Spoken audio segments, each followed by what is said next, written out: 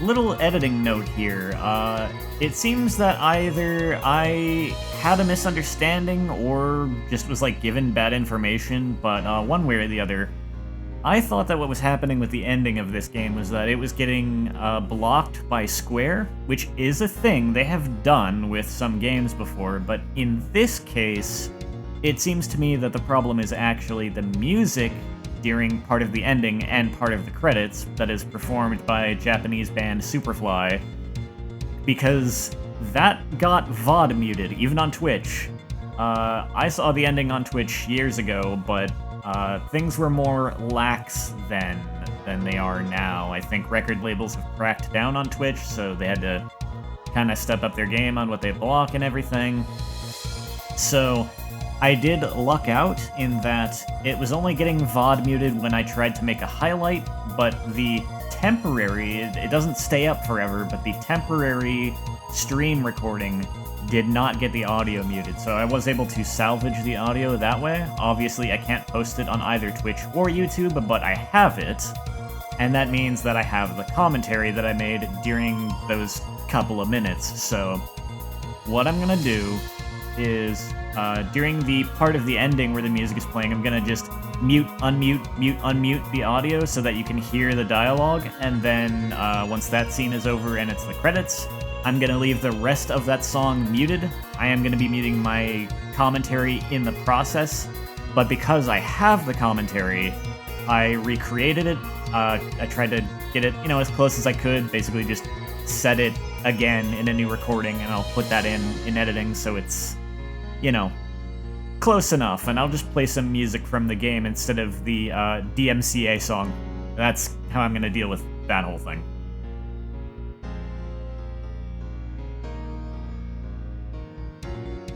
Alright, let's get down to business here.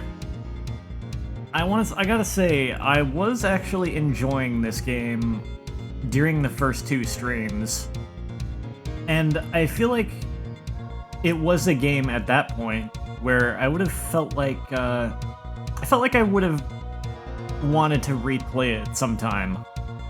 That's kind of changed. Last stream really soured me on the game. I just am gonna finish it, and then probably not play it again at any point. I'll talk more about that when I get through it. Kind of have like a final thoughts thing.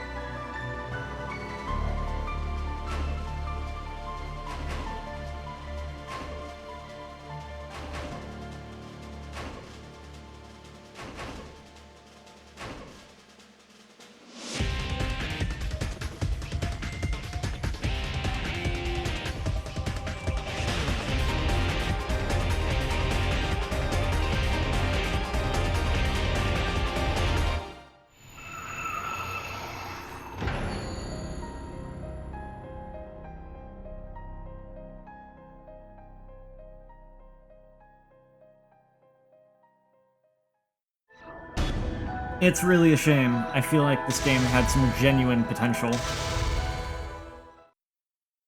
I mean, this is a weird direction to take Parasite Eve in the first place. It was always going to be weird and kind of like not fit in real well with the rest of the series. But I think it still could have been good for what it was. But it isn't. It could have been, but it really kind of isn't.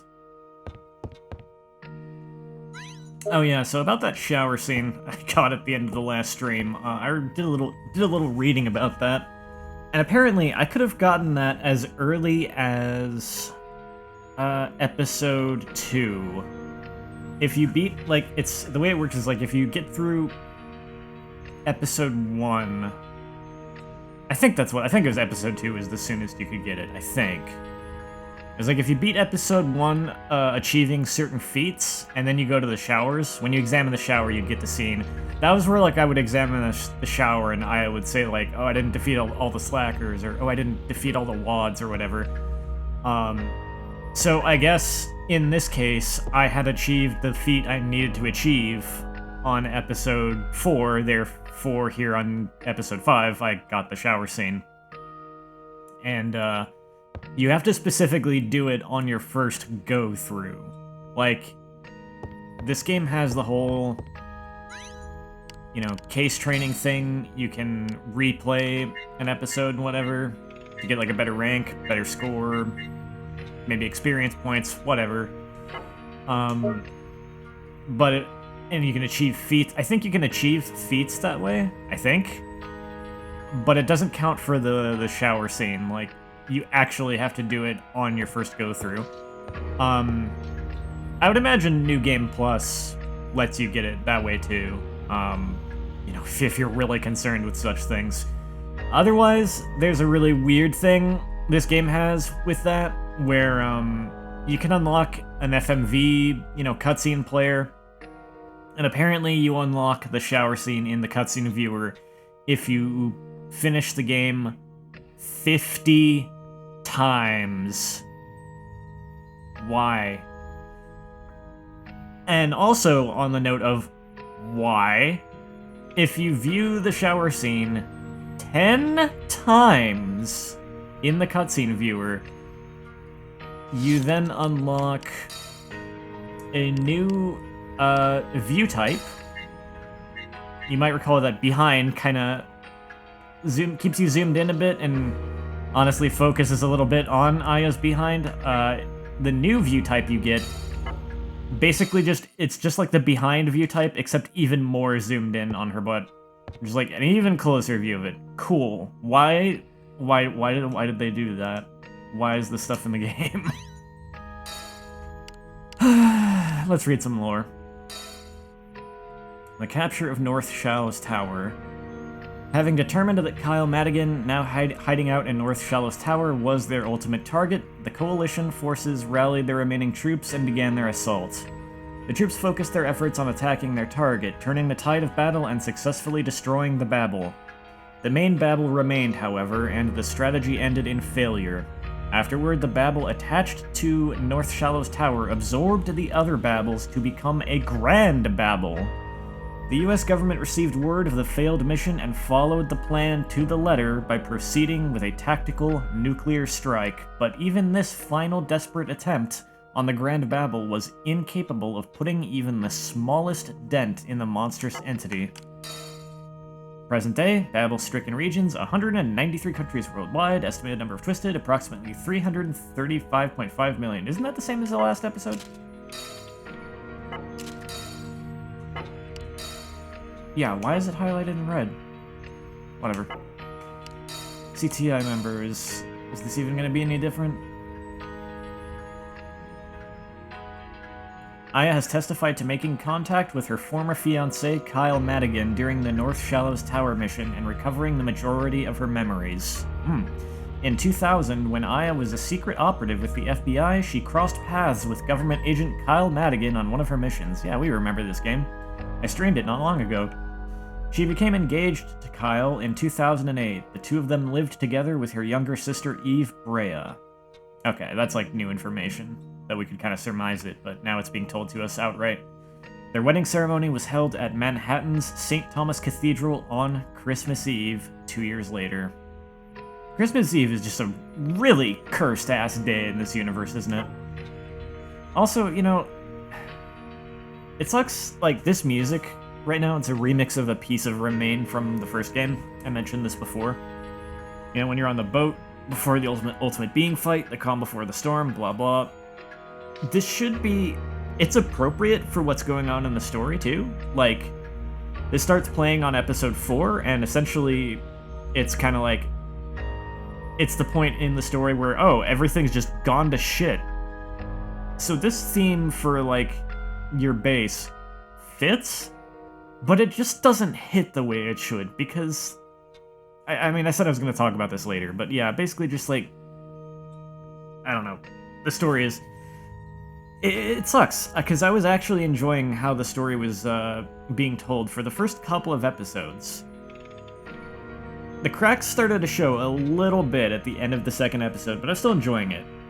And then it just started, like, really going downhill with, like, the third episode. And now I just, like, I don't care. I'm really not invested in any of this. So this music piece that's so good and so technically fitting for what is thematically happening should evoke certain feelings in me, but it honestly kind of doesn't. I hate... Well, I don't hate being this negative. I mean, I usually don't try... I don't go out of my way to be negative, so I mean, if this is just how I feel, I think that's fair, but... I don't know. I wish I didn't feel this way. I wish the game was better. I mean, some people like it, though, even still, so I mean... More power to anyone who does like it. Like, I don't mean to take that away from anyone. If anyone watches this who's a fan of these, I mean, you know, my opinion does not need to be your opinion, and vice versa.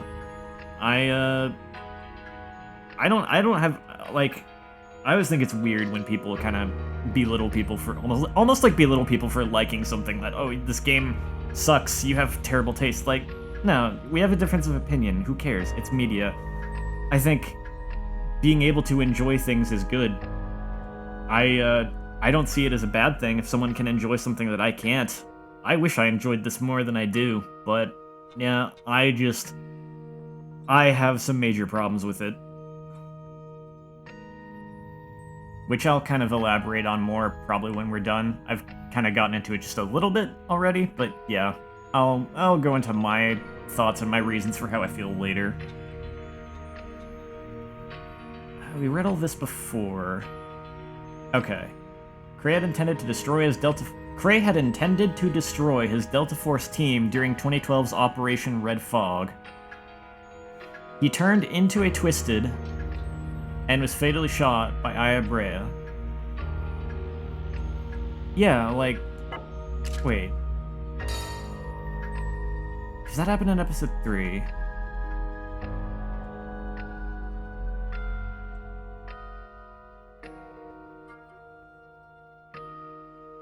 Okay, yeah, they did mention that last time. Yeah, they really did, like, need to have a boss fight there. I don't know what happened there. They just ran out of time or something, or disk space, I don't know.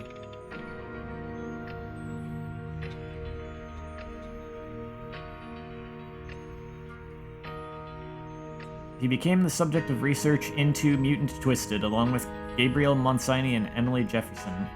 Monsini. Is this even different from Episode 4's version of his profile? I don't know.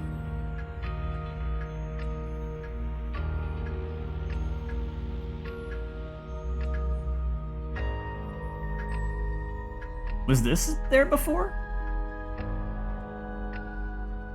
Hold on, let me check that again, because maybe I skipped over something.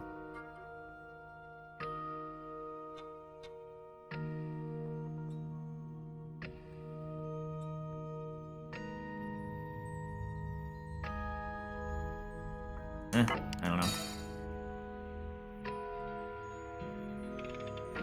So Gabriel got to know Aya while teaching a sniper class during a special training session for the FBI Secret Operative Unit. Since then, they've been each other's only friend.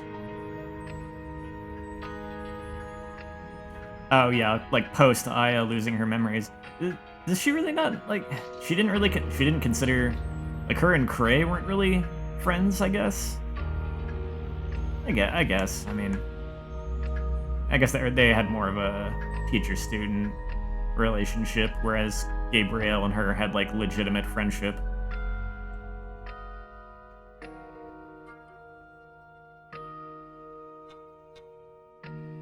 As Mutant Twisted, both she and Emily Jefferson. Yeah, okay, that's the same. I think it's the sniper part and them being friends. I think that's the new part of the profile there. Why that wasn't included earlier, though? Was it not included earlier? Like, why wouldn't it be?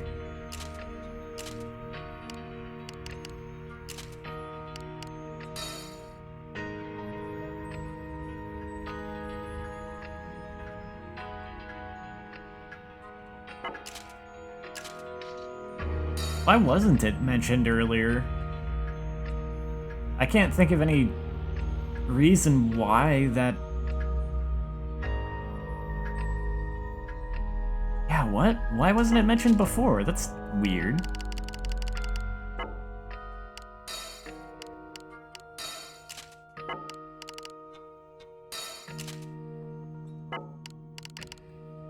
Oh, Madigan. Oh, geez. Do I really want to... Do I have to scroll down, or can I just do this?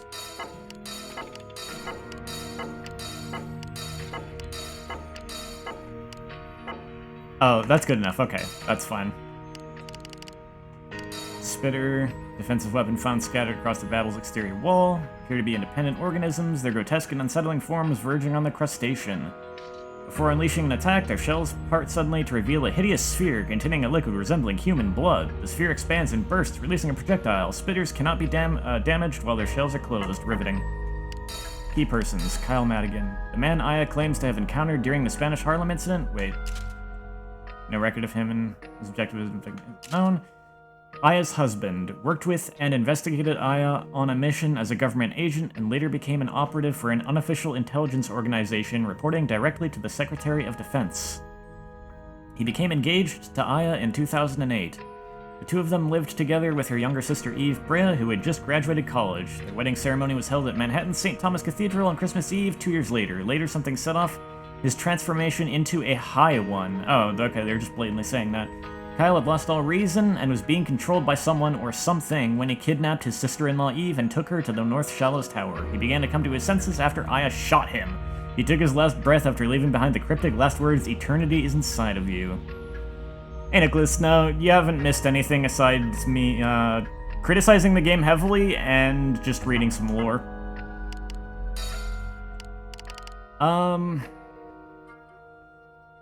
I'm just gonna skip these emails because there's gonna be a lot more later. I'm gonna go more into it later, but I just like...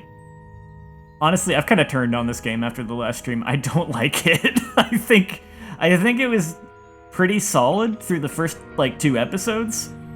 And they really started dropping the ball, like, with the 3rd episode, and then it's just, like, it's just downhill. I think it feels... My biggest central point is that it feels rushed and unfinished, I think, is something that I would say about the way this is coming across to me. And I'll kind of expand more on my thoughts after we get through the rest of it. But, I think I'll just not bother reading these emails now, because there's going to be a lot more of them in postgame.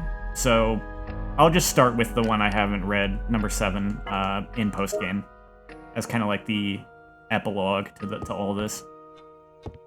You have anything new? What can I do for you?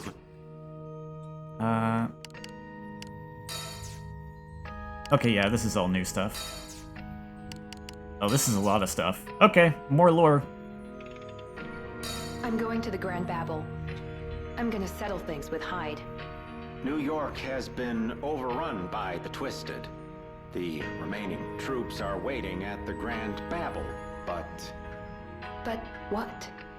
There are countless Twisted headed towards the Grand Babel. Our troops have lost even in advantageous situations. Merely making it to Hyde Bor may be a feat. I've made up my mind. I wouldn't dream of stopping you. This is my chance to examine you and your abilities. After extensive analysis, the results show that the new life forms are in no way related to the Twisted we're used to seeing. They have completely different roots and are an entirely different species. And they're fighting each other. Is that what you're saying? Correct. The Twisted that built the Babel and the High Ones that have the ability to transform into people are fighting for the right to survive.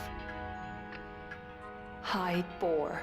If the High Ones were cunning enough to have been controlling the CTI, the question becomes why he entered the Grand Babel. What is he after? If the Babel's a giant overdive system, Then he's using it to go back to the past. Why? You'll need to ask him. So there you have it. Hyde Boar, the head of the kind of CTI missions, was one of the High Ones all along. He's kind of a Twisted himself, but it's a different breed of Twisted who can maintain their human form, have high levels of intelligence, and they're battling with the Twisted, which is why he kind of just ropes you into fighting, you know, the Twisted and the Babel and all that. The High Ones are extremely powerful. Hyde Boar has killed countless Twisted in mere seconds. the most powerful of them all? Yes. And although they're at war with the Twisted, that doesn't mean they'll side with us.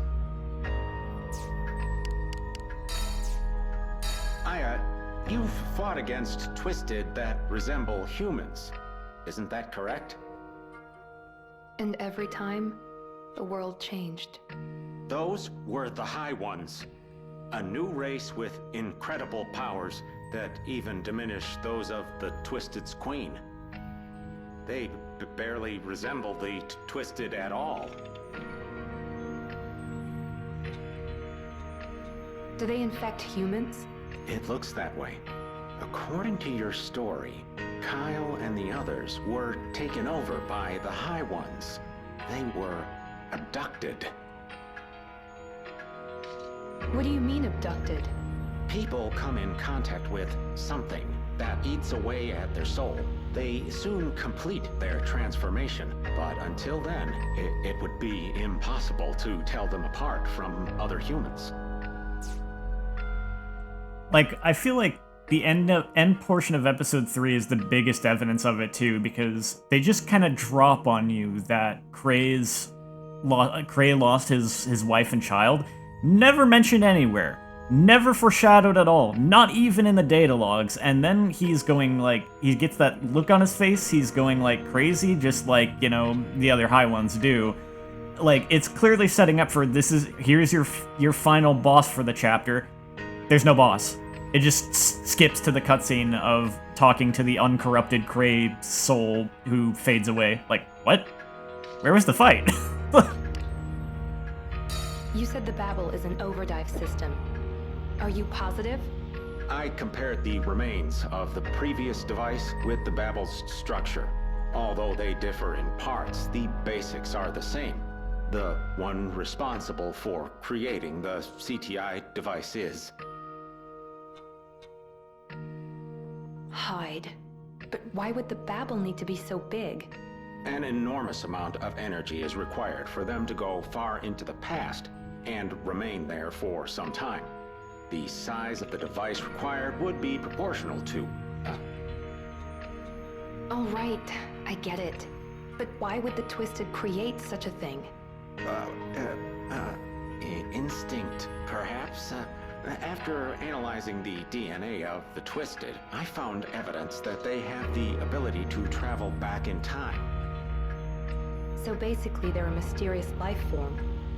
Born in the far future, blindly trying to get to the past. Yes, that's exactly it. Oh, Aya, you're far more intelligent than the others. After hearing your story, I ran some information through the database and found a few things linking the High Ones. And? Well, Hyde Boar, Kyle Madigan, Gabrielle Mancini, and Emily Jefferson all interacted with each other. All of this happened before you lost your memory. What's the story on Emily? At one point, she and Eve went to the same school, but there are no records after that. She and Eve went to school together? The one mystery is Isabella. The Babel couldn't have had its own will. It's merely a device. Cray called it Isabella. The Babel tried to take over both Cray and Eve. According to the files, Isabella was born in 2003. She was the only daughter of Thelonious Cray.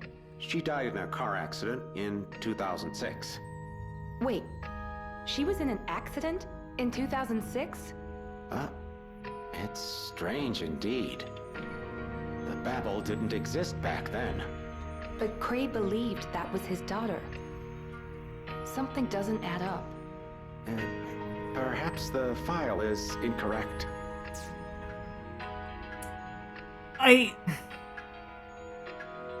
Like, they're almost trying to hint that something is suspicious or weird there. I guess we'll see, but I thought I did see a peek of something related to, like, post-game files that basically, like... Whereas basically we're like, oh yeah, Cray was just going crazy. With, like, grief or whatever. Like, it didn't even have to do with the Twisted or the Babel. It's just like, no, he's just going nuts. That's the explanation. I guess we'll see if that's accurate or not. How did the High Ones come to be? I have no clue. You're lying. Scientists never state anything without evidence. If you don't want to tell me, fine. Did you notice anything when you were fighting the High Ones? A memory. Huh? A memory of Eve. Oh, how fascinating. When I acquire her, when we find her, can I inquire more about it? My story. You believe me when I say the world has changed? Of course. One day you came back to us with memories no one else has. But to forget everything that happened between us is unfortunate. But I didn't dive into the past. And still, things have changed. That is odd. The Twisted are like a tsunami coming at us from the future. And the dam that was supposed to hold the water in place has been broken. So Kyle and the others were the dam? The waves erode time. My theory is flawless. So, in your memories, what was our relationship like? Exactly like it is now. She doesn't remember you, you doofus. We're just over this. I would do anything for you. Anything.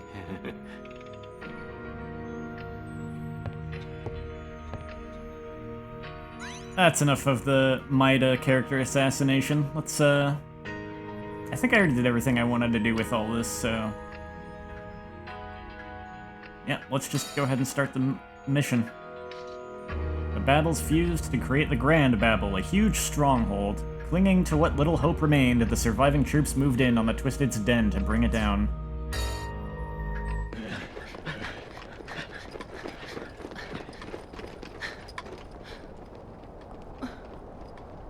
I'm coming for you, Hyde. I owe you. I'm Special Agent Aya Brea of the CTI. And my final mission is about to begin. The soldiers still alive in the Grand Babel have formed a suicide squad. Their last attempt at resistance. Well, perhaps not resistance, but a counterattack. So, yeah, Aya just kind of spelled out this really is the end of the game then. I did have the impression that it basically was. Because there is an episode 6, but from what I heard of it, it sounds like it's just cutscenes and boss fights. Like, no return to base, no exploration, just fight, cutscene, fight kind of thing. No one's commanding the troops at this point. Each unit is acting on its own. All of this to protect New York.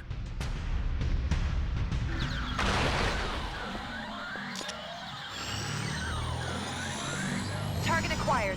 Fire! I do like that they have... It's the one thing I'll give to this game that they're actually still expanding on even to the end here, is how Aya's voice clips, like, she continues to just get new voice lines in battle right through to the final chapter where she's, like, increasingly confident as the game goes on, which, that's a good detail. I like that. It just kind of goes to show how, like, I mean, there were things I liked about this game. There's a reason I liked it at first. There's things about it that I think had promise. I just think for some reason it got rushed, or they didn't have enough disk space. Something happened.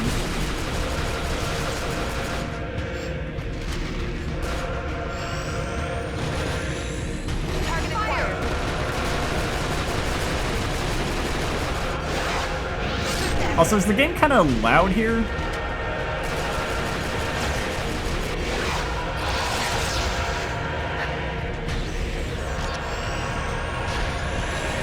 Let's do this.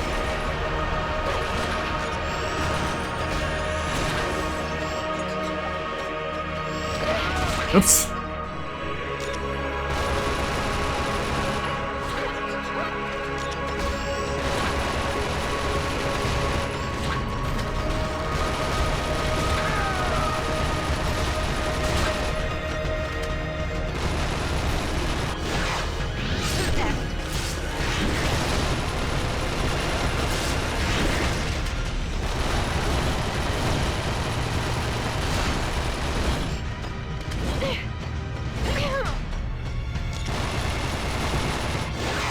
There we go.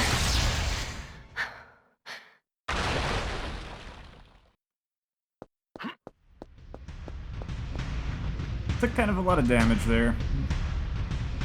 Maybe I should just chill for a sec.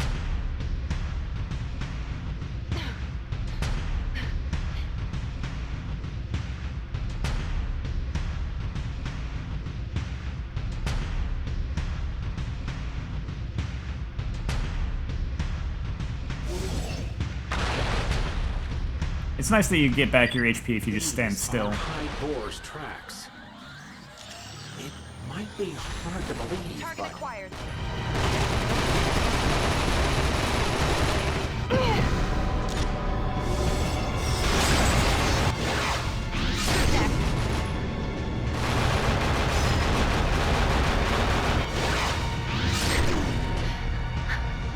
That did a good bit of damage. Oh shoot, I know what that is.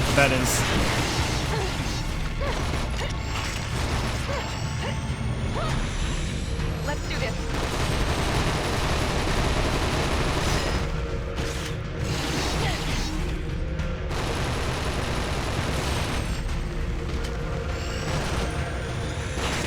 Target acquired. Who's next? I'll do it. Spotted! Enemy spotted!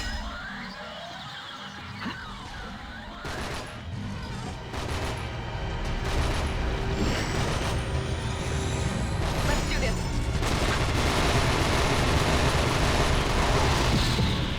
Up. Okay.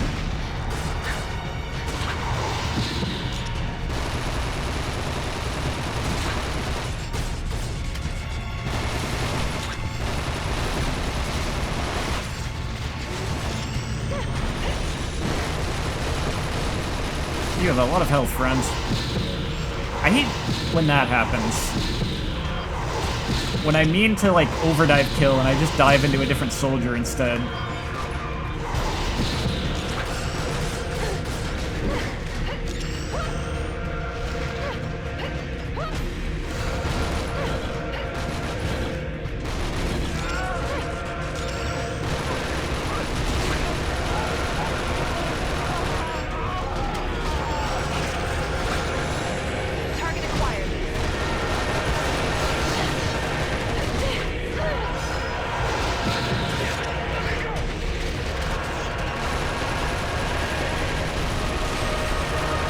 Oh, that's fun.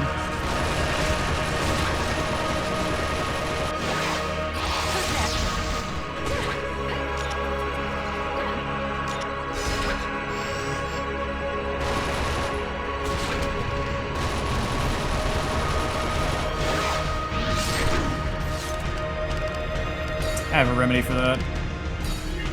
I put this back up, but now we have a song that's like exceptionally loud.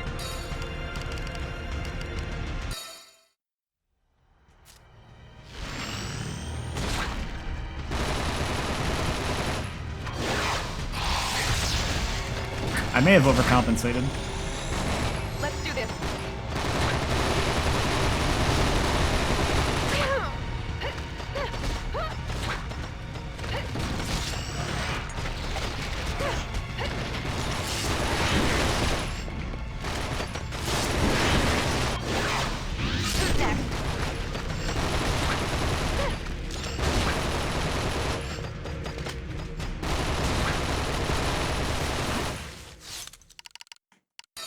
I'm gonna give that just like 10 more.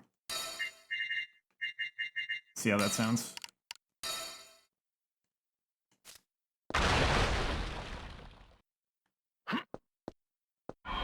I see someone with full health.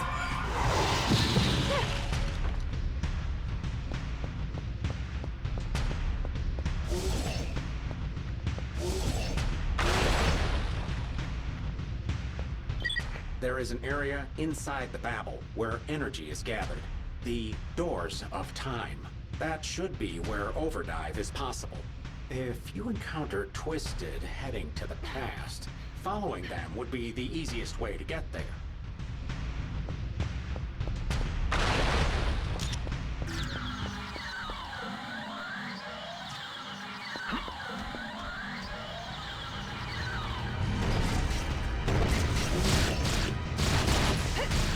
Oh boy, these things.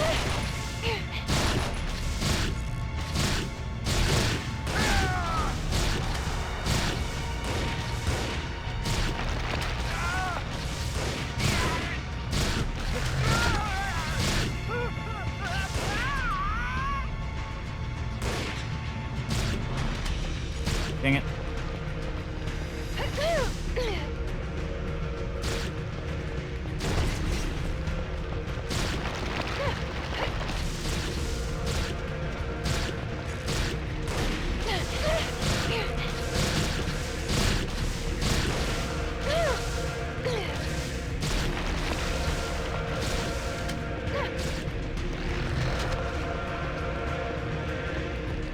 And it's just recovering HP again. Ugh.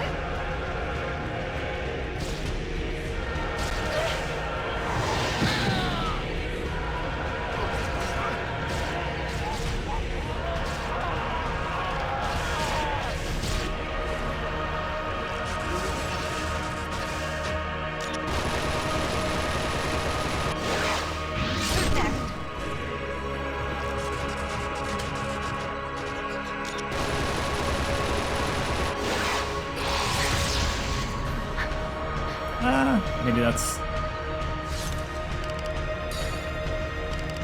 meet halfway on that.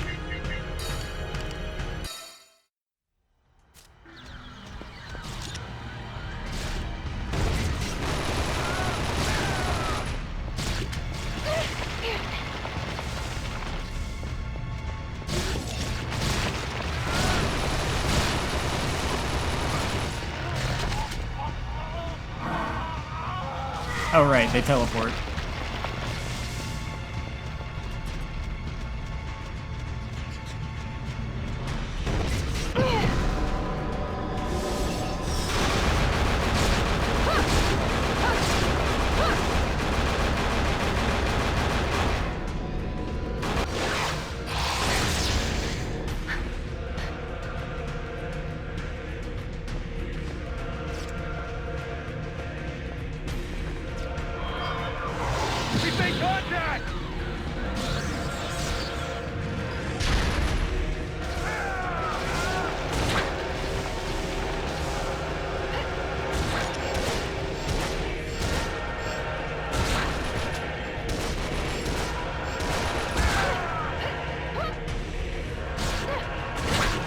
need this.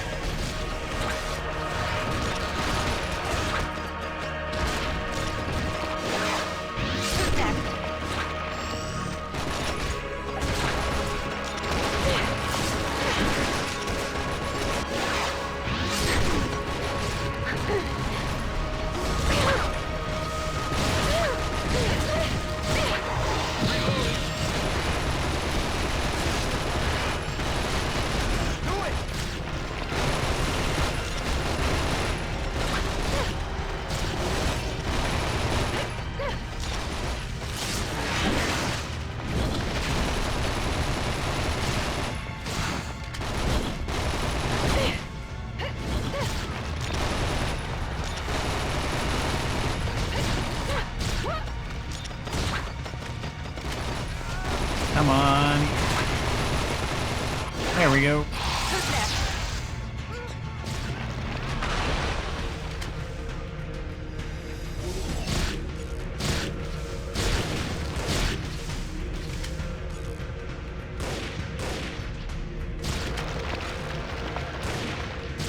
Oh, it's turned its attention over here.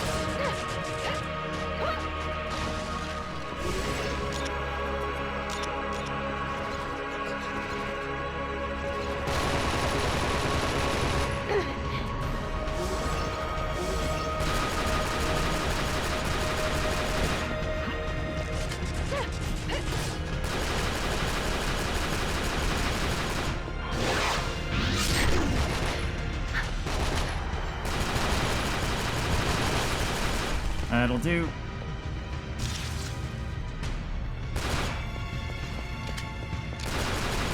There's that ammo I needed.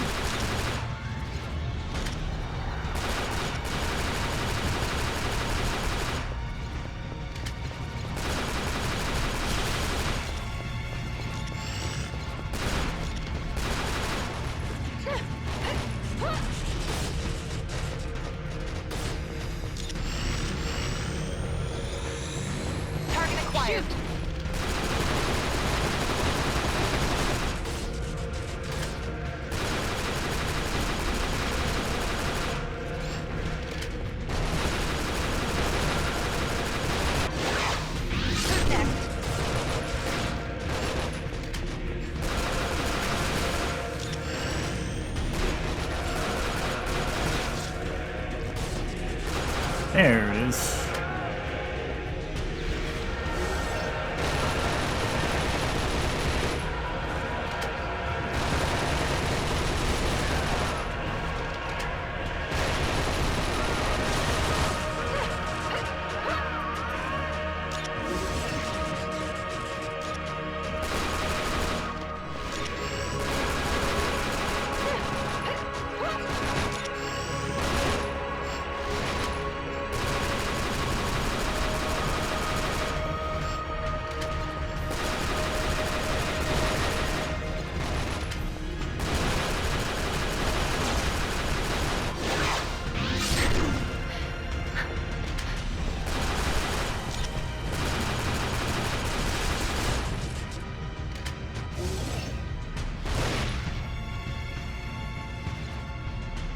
Yeah, I didn't like that sniper rifle.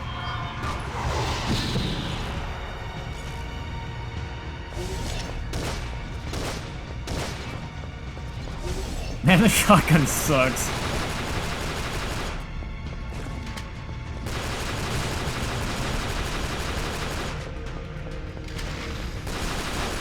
There, geez.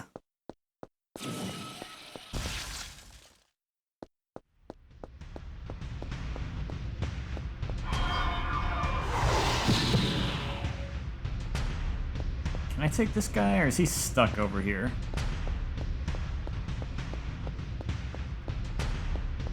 I think he's stuck over here, actually.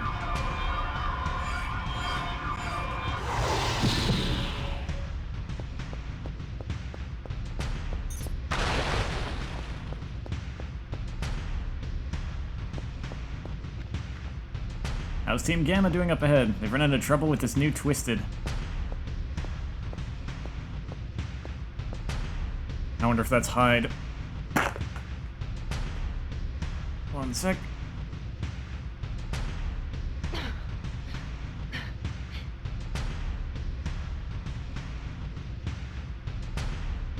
Okay.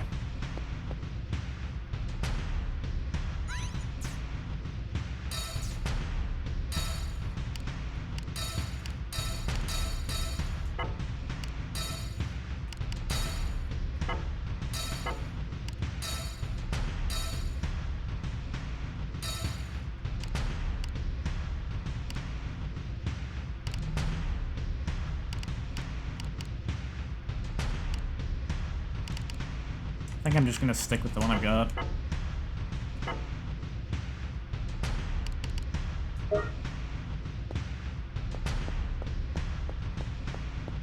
You're no natural.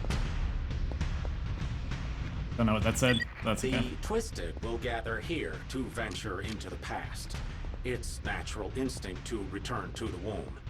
Hyde Boar has something else up his sleeve.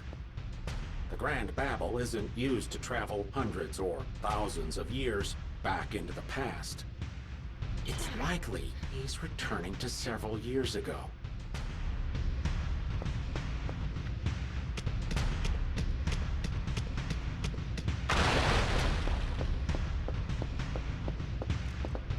This blue wall might be risky, but why don't we try a grenade? Looks like we got company. We'll cover you. Aya, these are mud flaps. Let's do this. They're a bit troublesome. Soldiers are getting knocked back, and their formations aren't doing any good.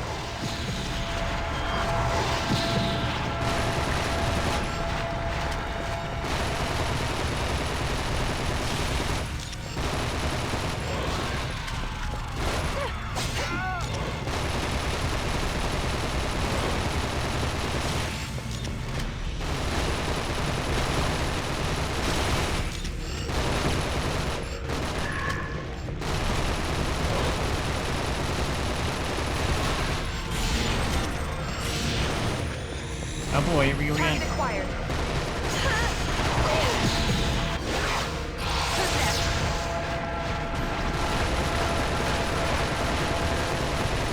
Man, who thought it was a good idea to give a normal enemy one of this attack?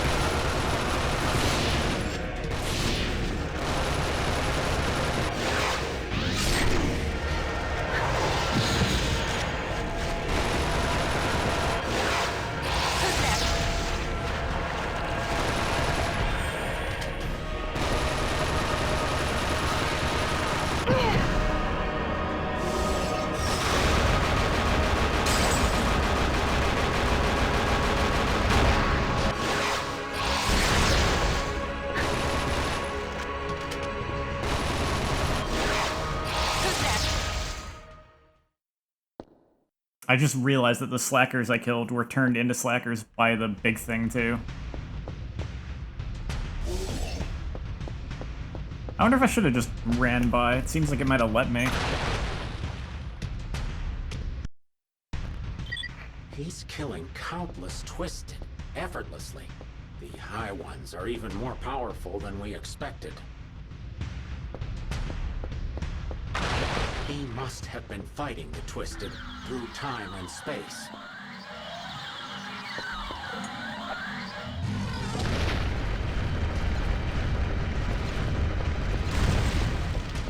Enemy contact!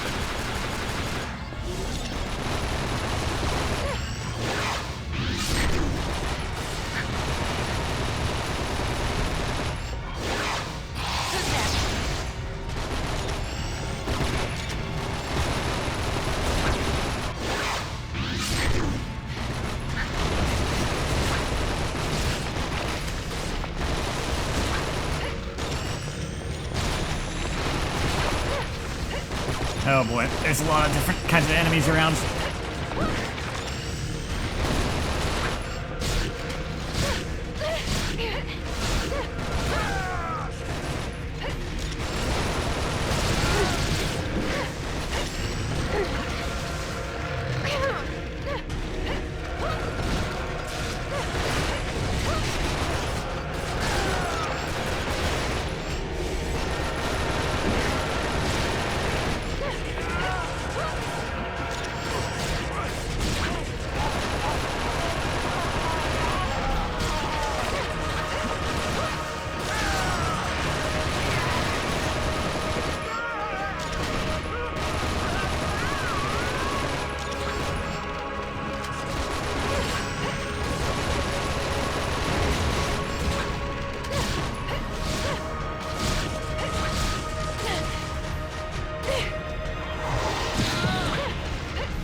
Man, this part kind of sucks.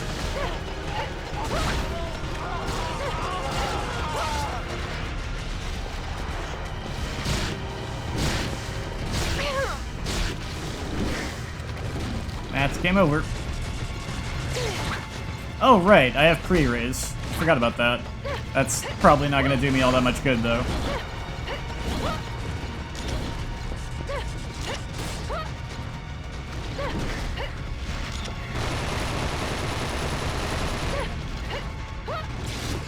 It's still an interesting gameplay system, but at the moment it's kind of suffering from just throw everything in the kitchen sink at the player syndrome.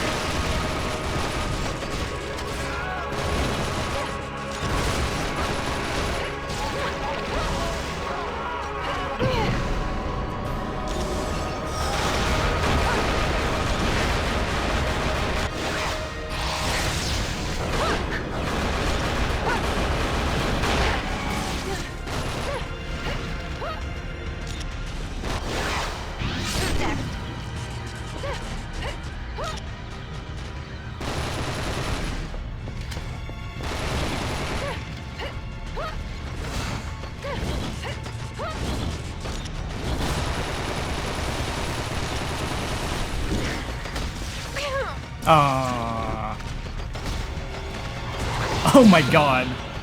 Last possible moment, holy crap.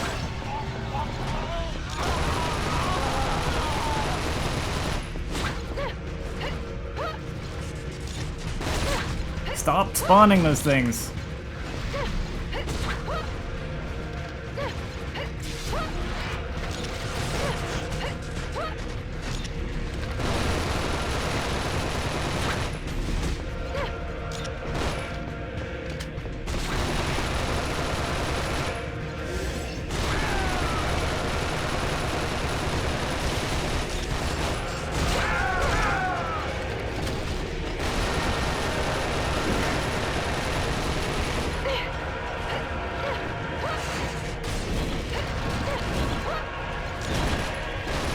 How did you get back so much health? Oh, I hate that they can do that. That's the punishment for not focusing on it, I guess, and just running away from it.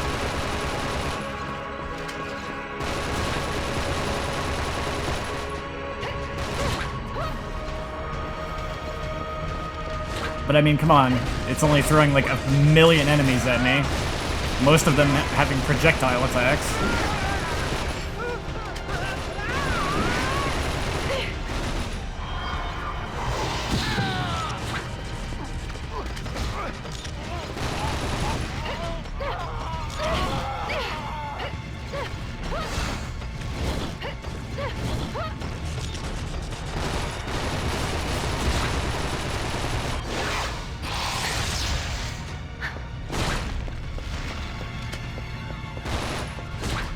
I still hear more spawning. There must be another orb I haven't detonated.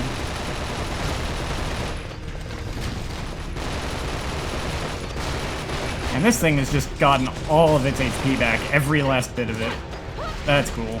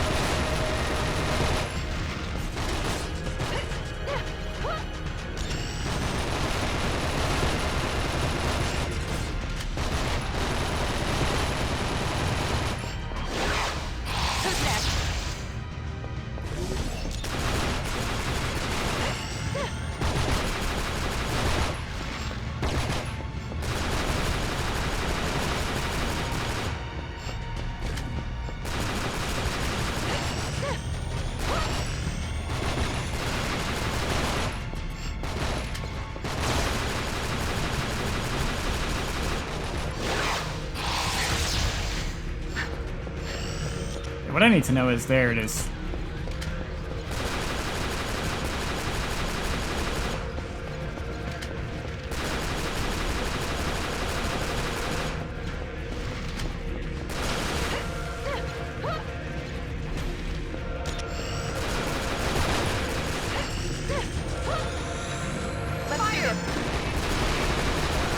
Eat shit.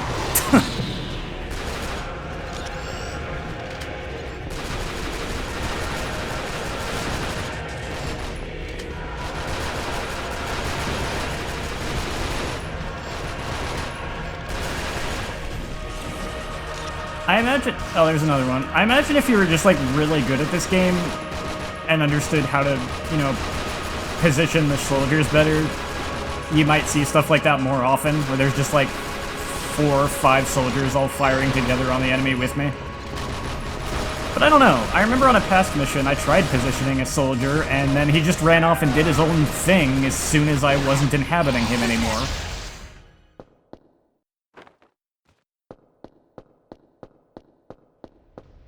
And suddenly it was quiet. I feel like if this game came out again, if they took like another stab at this, a thing that would be good would be if you could set AI tactics. Like, aside from being able to directly assume control. It looks like a fight is inevitable with every encounter. Either the Twisted are out for blood and won't let an enemy slip away, or he's trying to lure you out. Aside from being able to assume direct control of people, I feel like it also would have been good to set tactics. Like, okay, everyone, like, go on the defensive, try to get behind barricades, stop peeking out from your cover to shoot, and then, like, all-out offensive, middle ground, that kind of thing. I did find a save file from someone who completed this game on the highest difficulty and, like, unlocked everything. Which I'm gonna use for the emails, because I found out you may have to replay this game on the higher difficulties to get all the emails. So I'm just kind of like, you know what? I'll just use the save file that they uploaded online.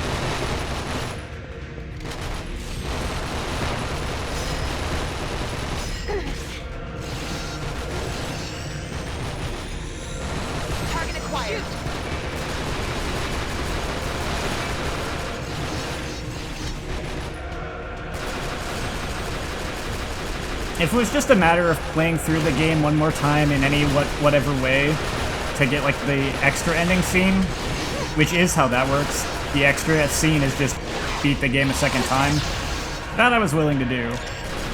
But I don't really want to try and beat the highest difficulties or whatever.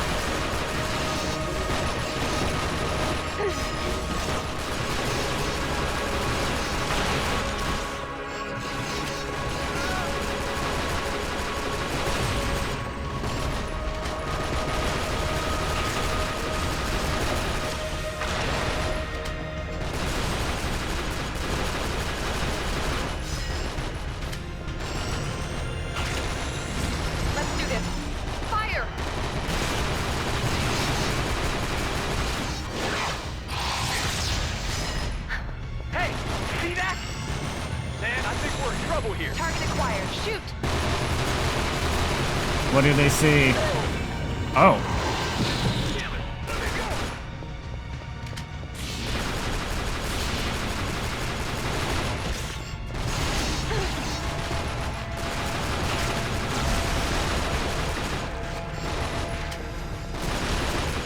Oh, it's that thing. Yep, okay.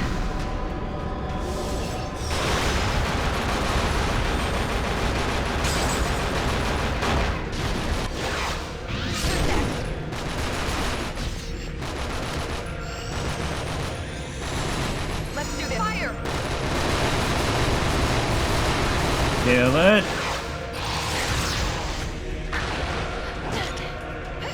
Oh, hello, comrade.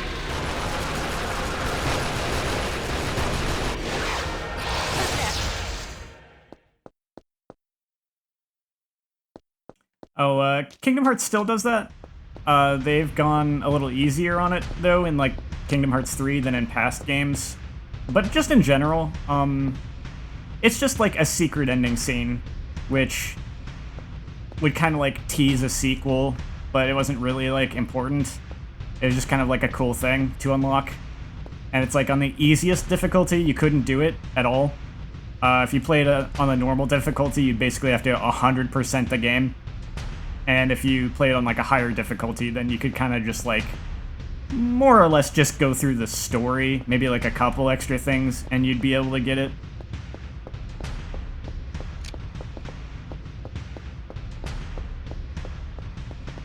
And you didn't have to play the game multiple times.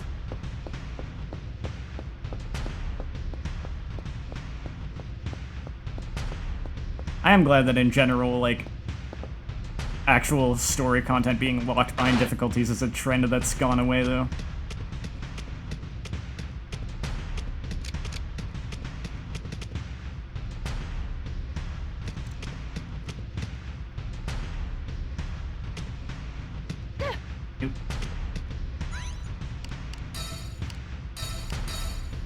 It's not damaged, I guess.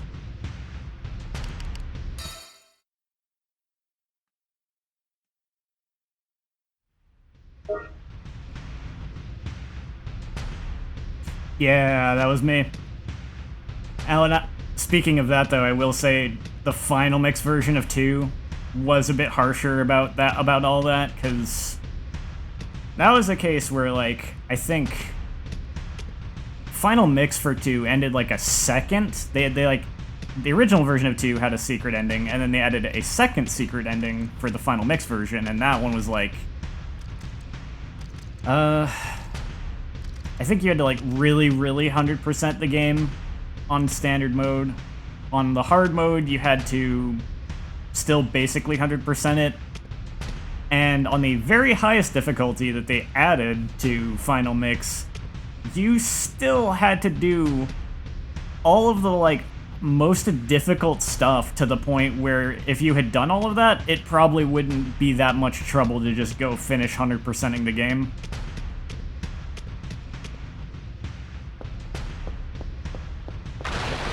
So Kingdom Hearts 2 Final Mix was not great about that. There, Aya. You're closing in on him. But even then, at least it was just for like a secret ending and not anything really, which is basically just a teaser of a sequel that was in development, so at least it wasn't anything important. Do I have to fight these things?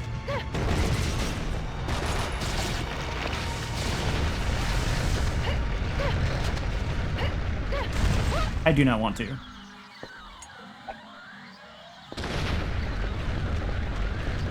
I, like, definitively do not want to fight these things.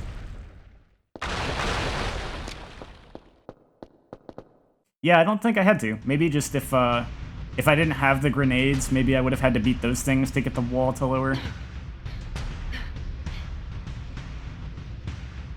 Yeah, the weird thing with Kingdom Hearts is that every game is basically a relevant sequel, with, like, only one exception.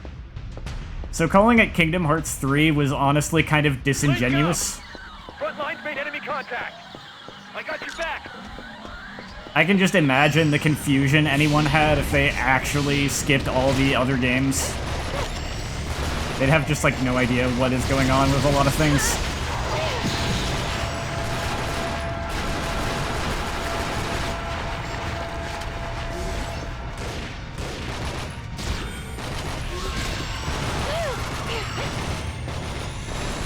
Target acquired. They're all prequels? Not exactly. Hold on, give me a minute. I gotta focus here. Who's next? Let's do this. Oh, cool. Just break all my cover. I love it.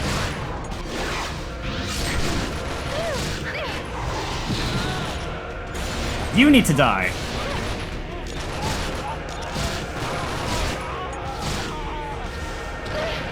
This is not working.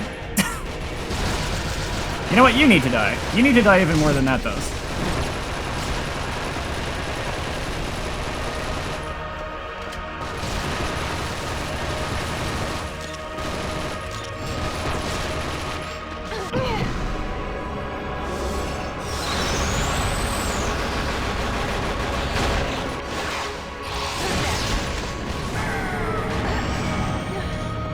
Wait, what? What is... Oh, don't tell me... Oh, no. I needed to use Liberate on that.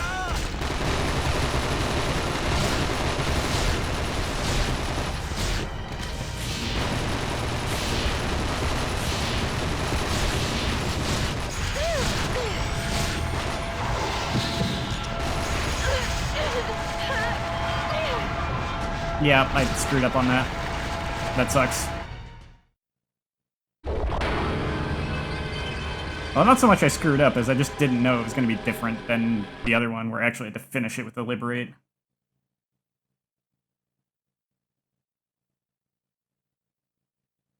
Yeah, the voice of the villain is pretty good in Birth by Sleep.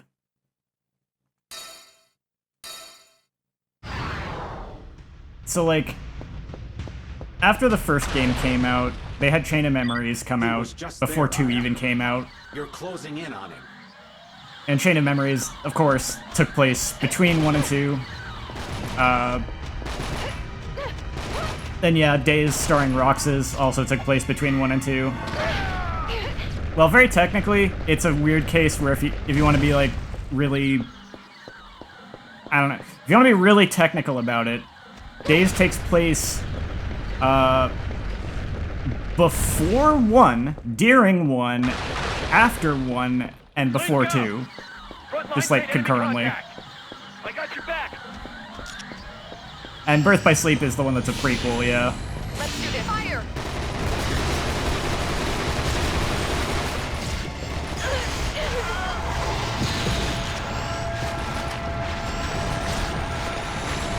Target acquired.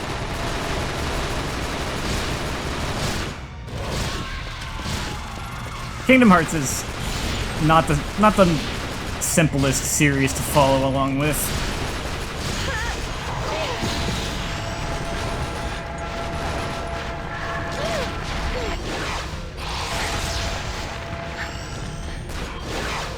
Who's next? Let's do this.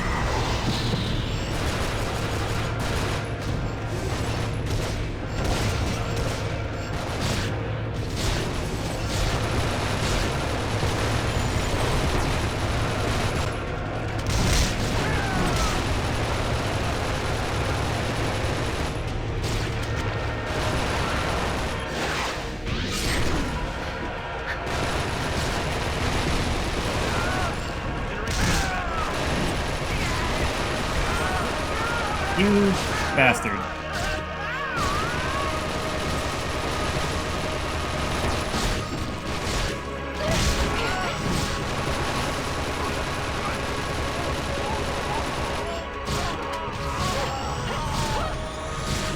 Target acquired.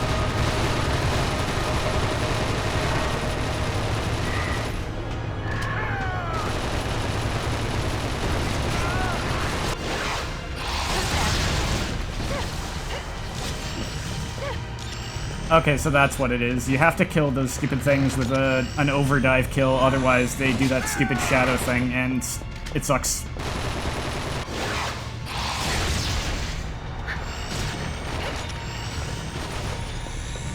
Let's do this.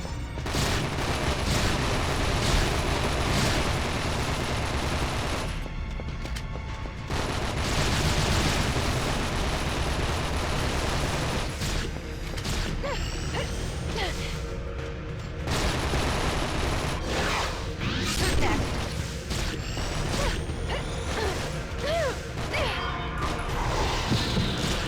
That's kind of funny that some people know all about the game even without actually playing it.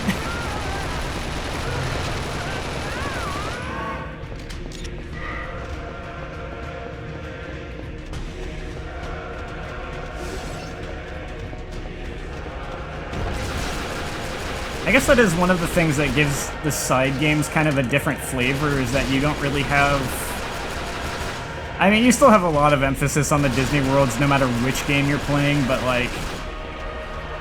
if you're not playing as Sora, then you're not literally rolling up with Disney characters in your party all the time. Like, Roxas doesn't have Donald and Goofy, or anyone similar to replace them. Nor do the Birth by Sleep characters.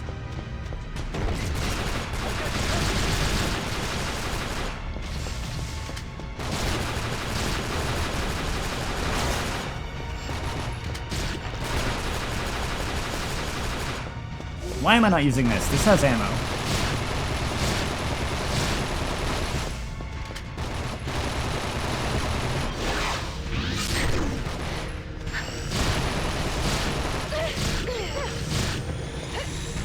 Target acquired.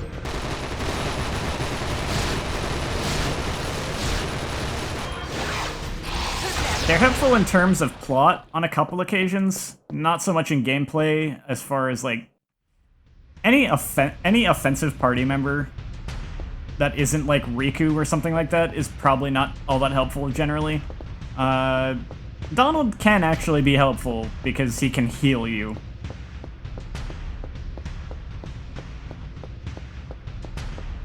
I got through the toughest secret boss fight of that game by loading, actually, Donald and Goofy both up with, like, all the elixirs I had, so that when I couldn't heal myself because my MP was recharging, they could just throw an elixir at my face. And it worked a bunch of times. Oh boy, that's boss music. No wait, that's Rover music.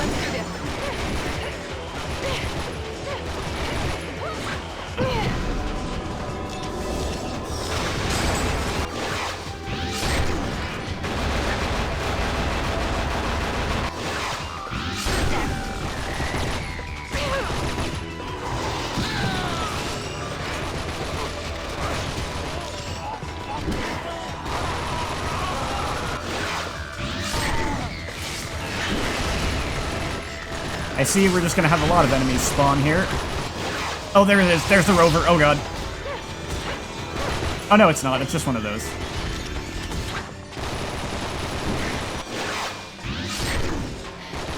But they are spawning, like, an awful lot. Target acquired.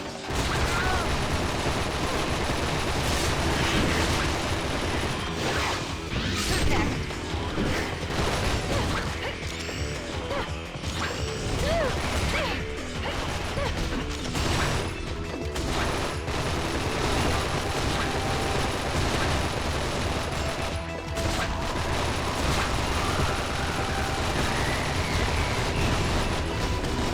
Oh, come on, you were almost dead.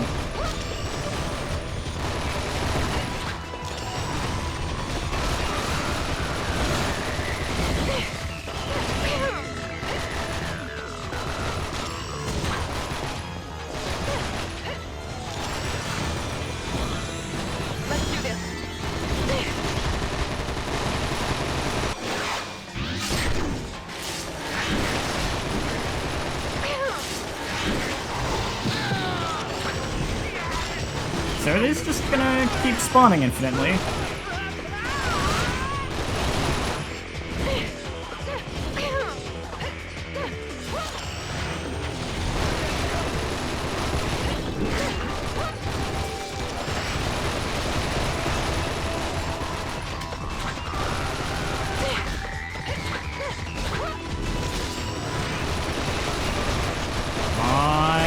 Dang it.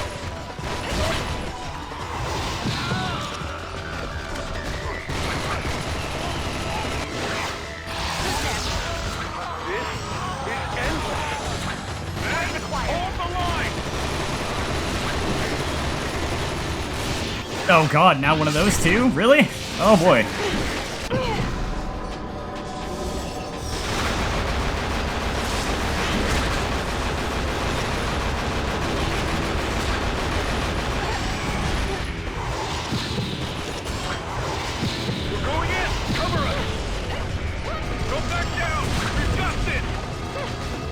If you frickin' say so.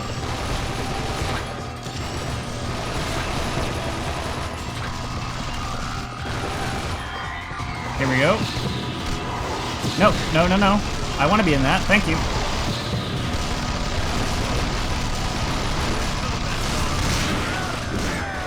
Overheating? Okay.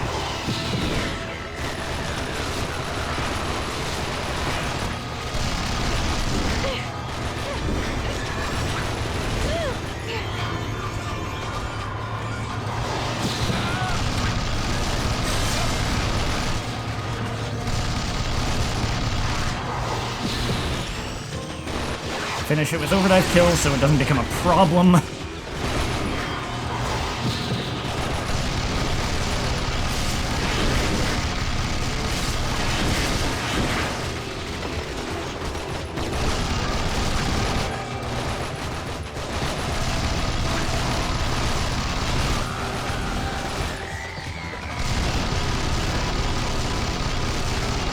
You bastard.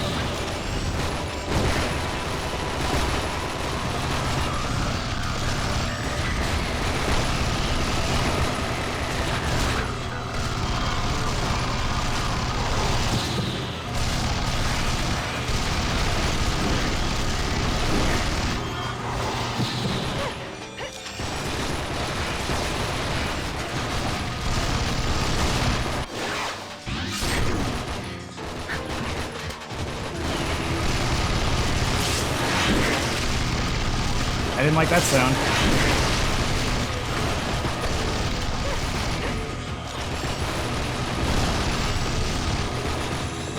Let's do this.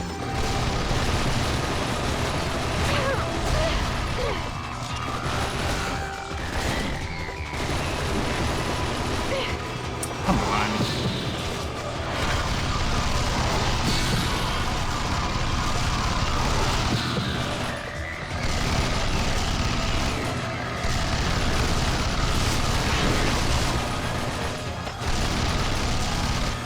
Oh, you know what? I need to aim at those. I just realized. Duh. That's why this is continuing to go on forever.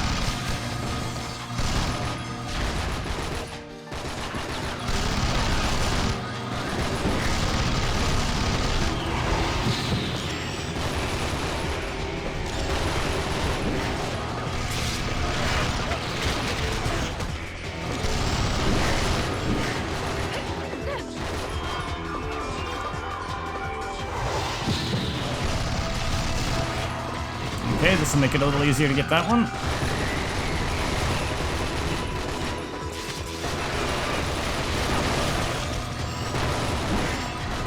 Come on.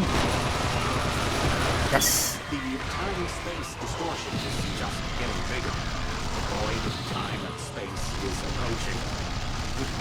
And I'm going to get my hands on a high one. Culture it and compare it with you. Seriously, look how they massacred my boy. Maeda just talks like a I'm expecting him to pull a Hojo with the way he talks.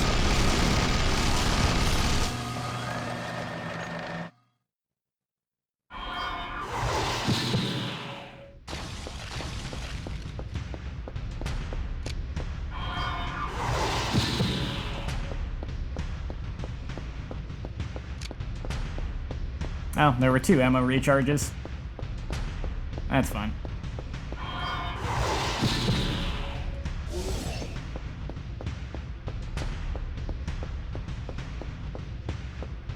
Is that like the big thing before the actual boss, or staging ground is just ahead, eh?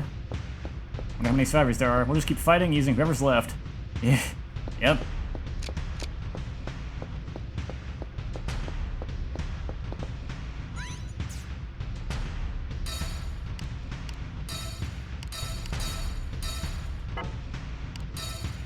Well, is there anything worth buying?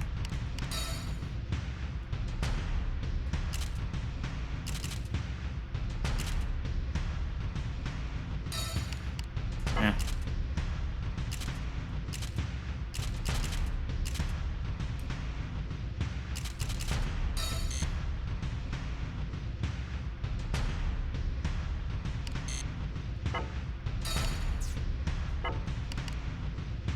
I'll take a look at this. Wait, no. I still want the assault rifle, though. That's been very good to me.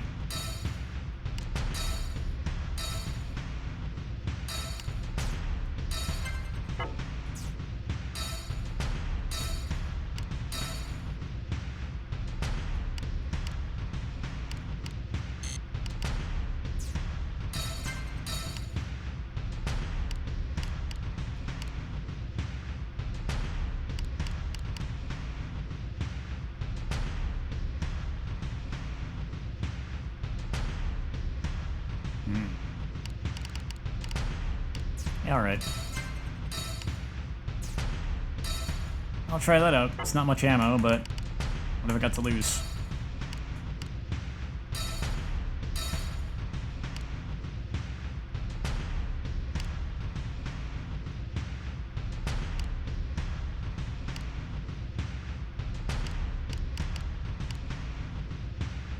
Oh.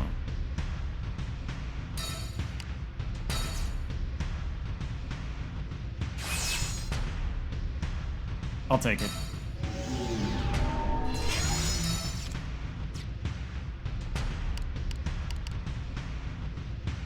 Otherwise, I think I'm just gonna leave this alone.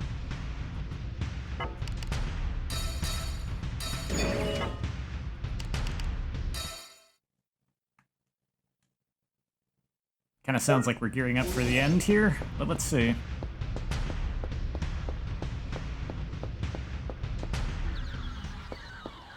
The hell is that?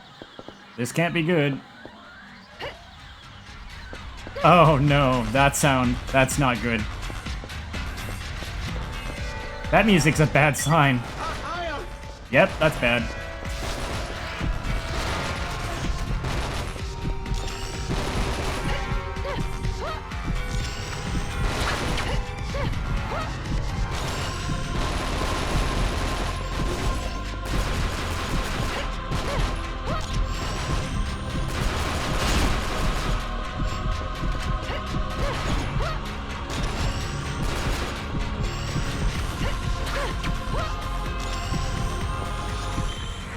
I can back you up.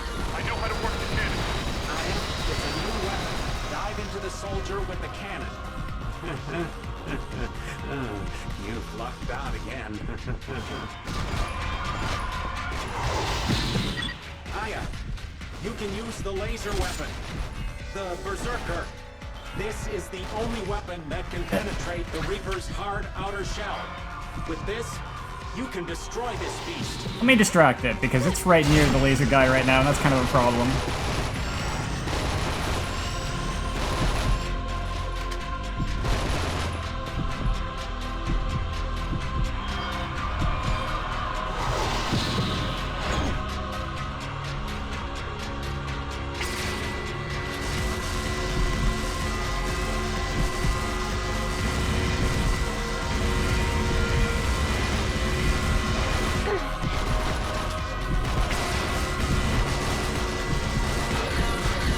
Okay, time to move.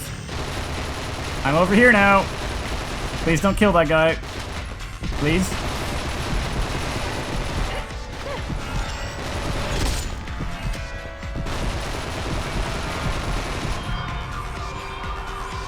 Oh, there's a couple of guys with this weapon.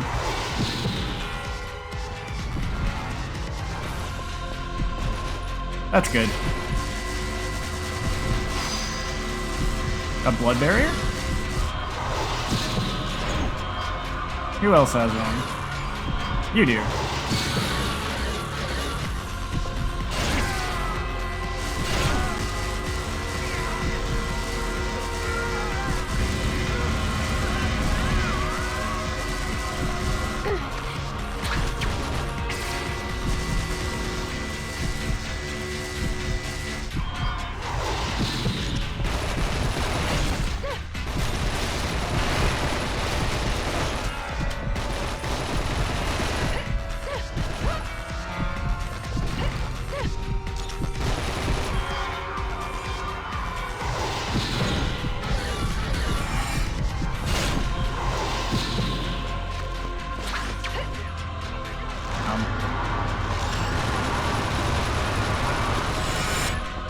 That seems bad.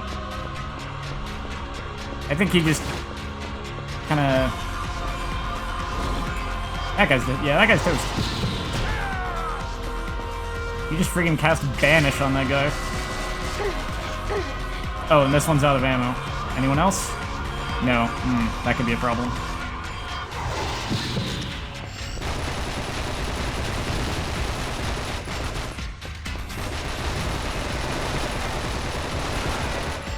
Yeah, it's pretty cool. They took, like, the Ultimate Being chase music and expanded on it.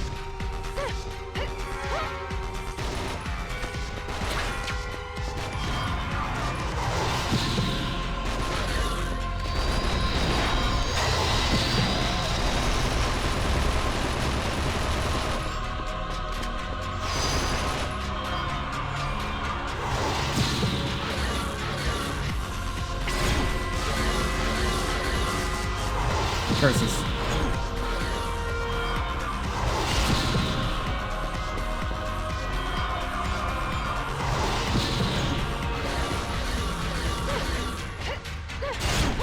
I wish he'd stop teleporting.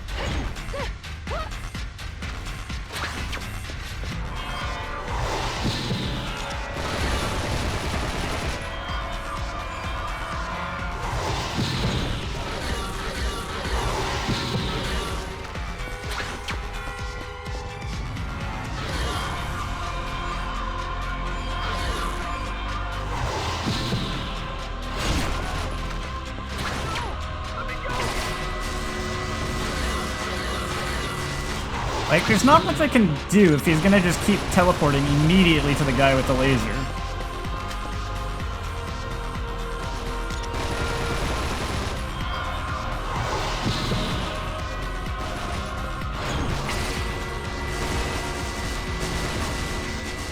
There, he has stopped doing that.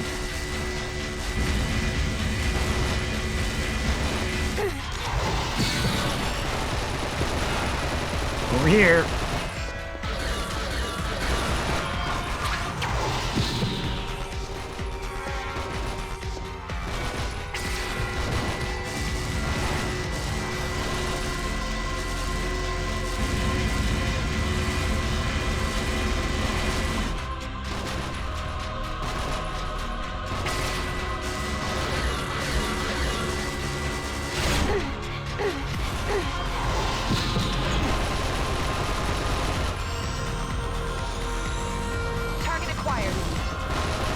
The idea of an enemy that can only be killed with one special weapon is neat, but this is starting to get annoying.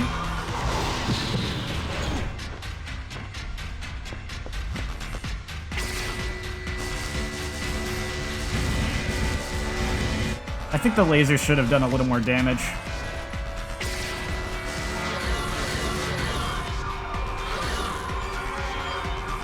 Yeah, there really does seem to be kind of a slight problem with this game.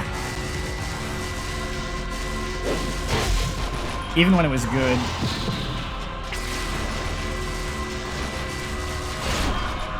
Even at its best, this game did have the problem of fights going on a little too long. I think sometimes that comes down to me not playing the best, but in this case, I think it's just the design of the fight itself.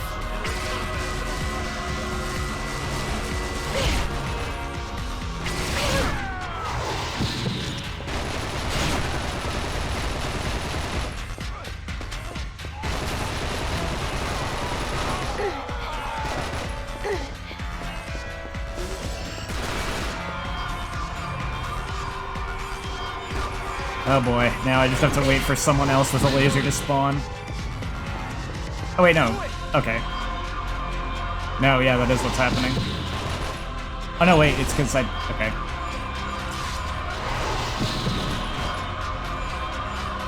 No, yeah, there's no laser. That sucks.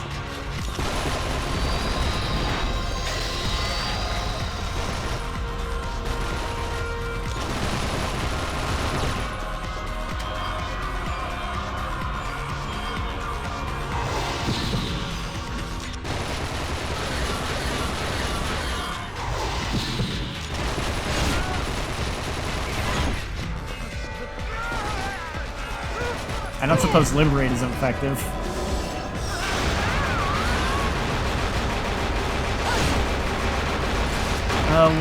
Oh, it does work! No, it doesn't. Never mind. I had hope for a second.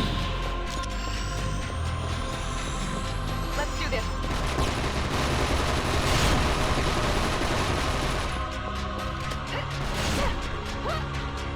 So, is someone else gonna show up with a laser, or am I just screwed?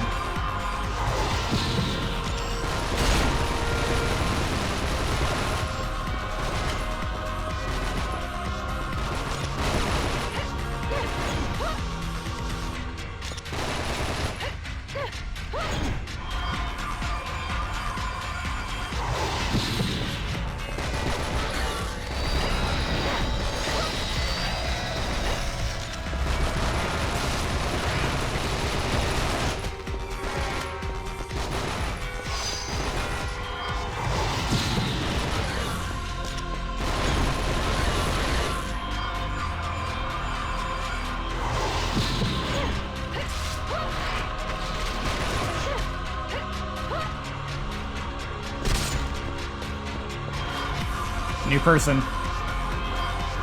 They're right near the monster. That's bad. I'm over here.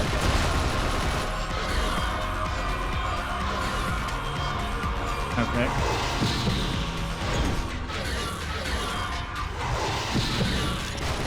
He teleports a lot while this blood barrier is up, so I better just wait for it to go away.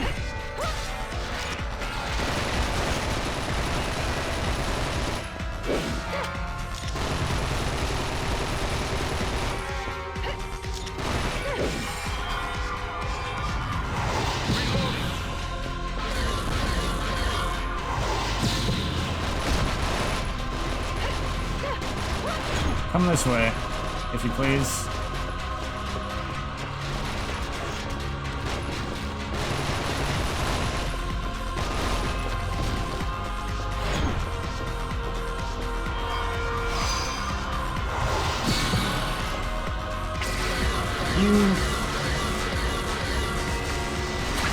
You piece of crap. Unbelievable. Ugh.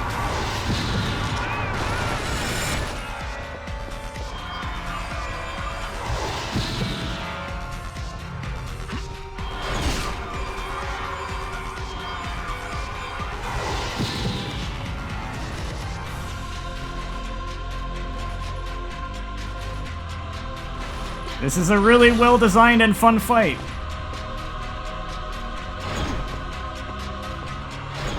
Definitely.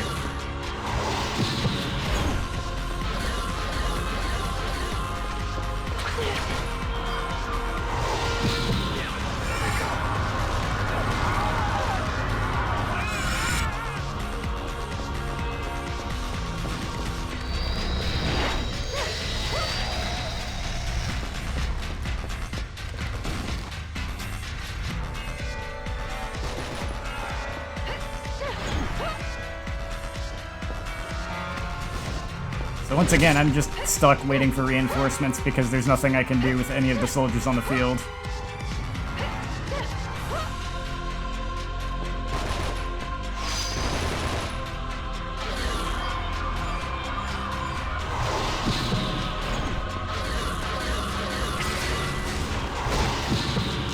I swear to God, if you take that soldier, I'm gonna be so mad. You...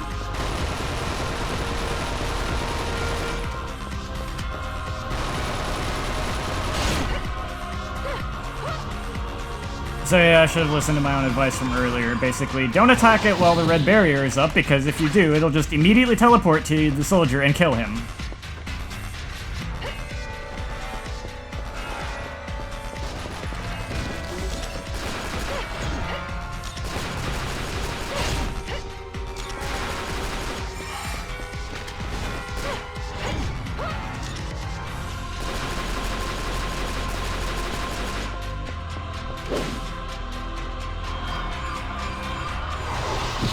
Maybe I should let a soldier die, because then maybe another reinforcement is more likely to show up.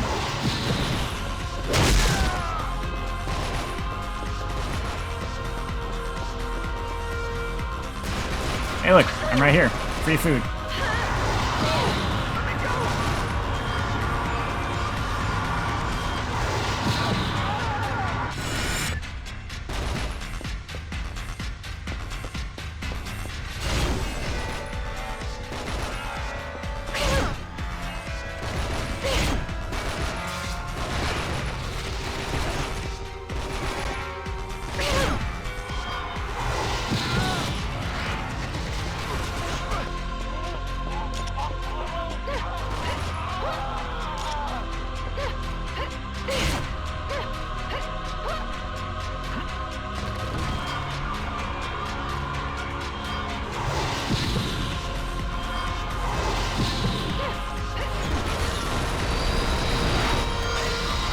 You're not. Are you? Is it? Oh, I still don't have a cannon anyway.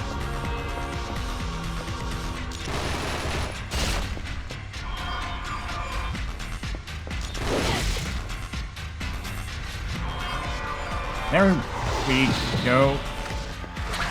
Die! We showed you! I'll be damned! We did it! You had that coming!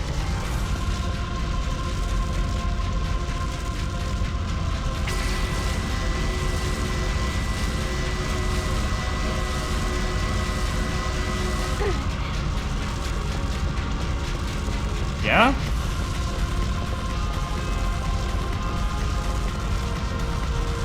What the? I thought we killed that thing! The Reaper's back up and running! That thing is still alive! Stand up! Of course there's a second phase.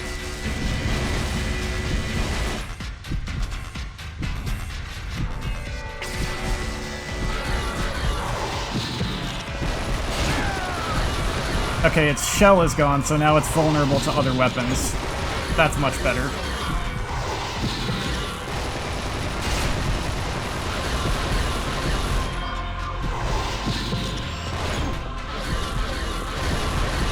I can teleport too. See?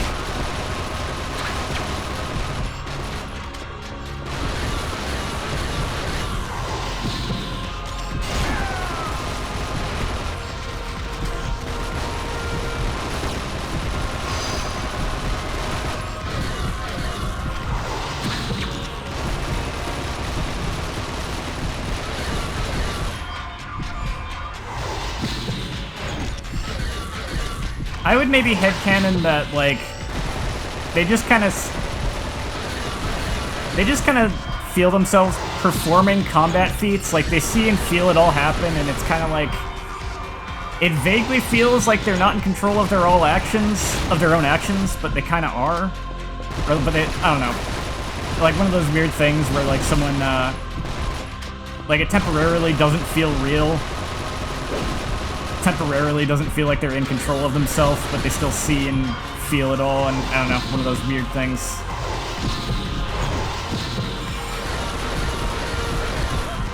Yeah, so long as they aren't blacked out, yeah.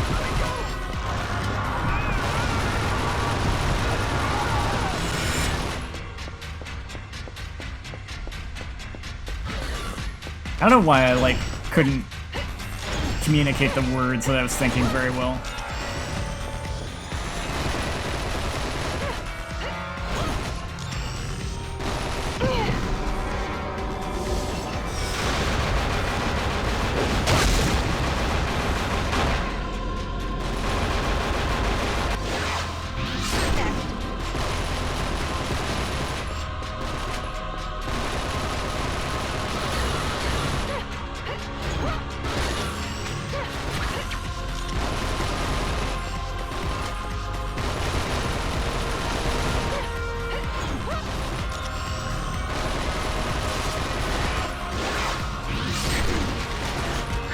Almost got him.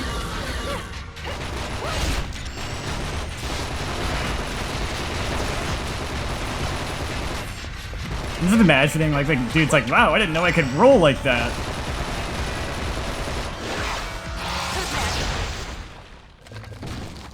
And where'd I get that gun from? Wait, where'd that gun go?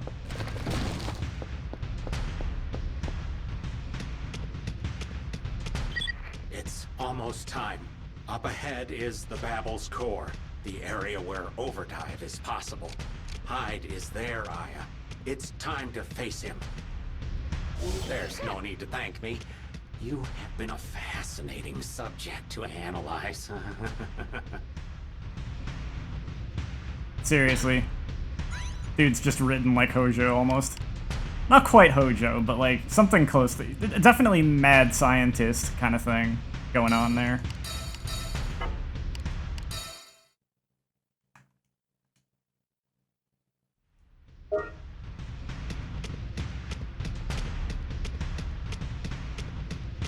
Alright, this has surely got to be, like, the end. The sequence of bosses and cutscenes begins.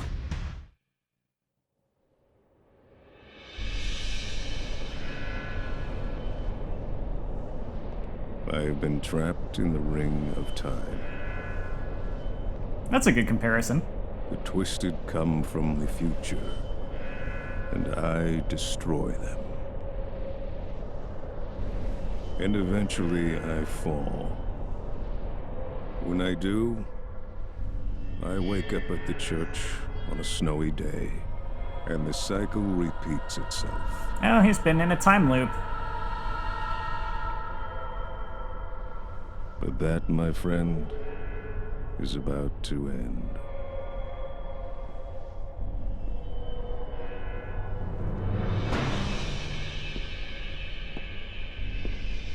Yeah, I recognize his What voice, did you but hear, not from Agent where. Borea? It was no one. What a brave soul you are. I just want to know one thing. Why did you put me up against the High Ones? There's something I desire, and it's beyond that door. We are at war with the Twisted. Every time one of us dies, the time-space power structure is consequently redesigned, and the Babel grows in strength. And that's what I used as an advantage. Our species became the foundation of the Grand Babel. His name is We were James M. successful Connor. as we unlock the doors to zero. What about all of your friends? And the people that are important to me? I gave them the freedom to doubt. You dared to trust me, Aya. You scared, Aya? Or are you, in fact, enjoying this?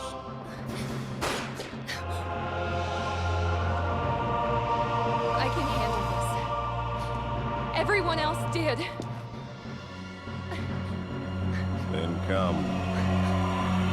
I will be the one to show you the truth. Jesus symbolism! Yeah, actor's name is James M. Connor. Don't have time to look up what he's voiced. The character is Hyde. Ooh. Target acquired. This is gonna be an interesting fight, I'm sure.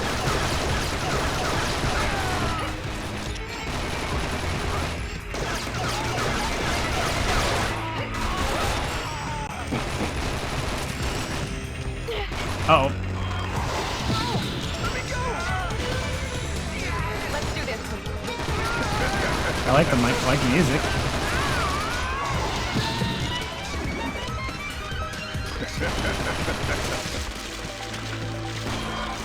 He's got a good creepy design on him.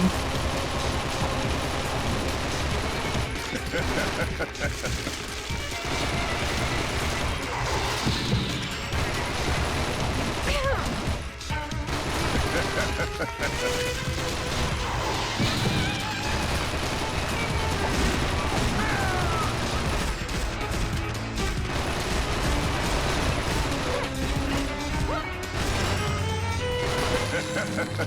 acquired.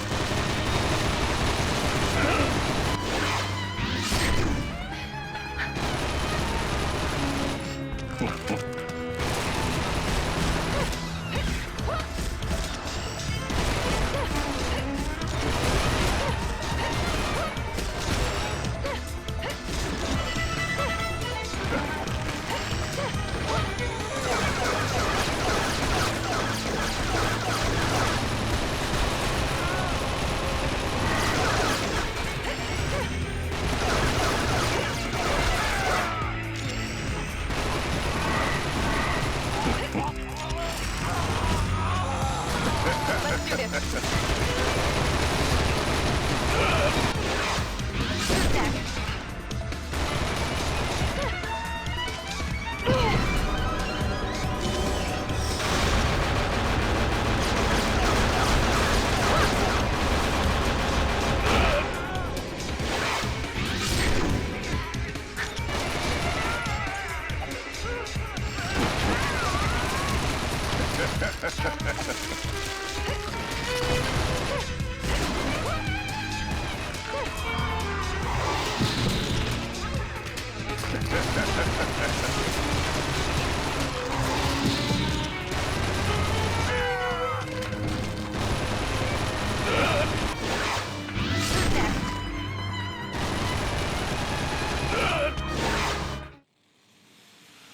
First phase was actually a fun fight.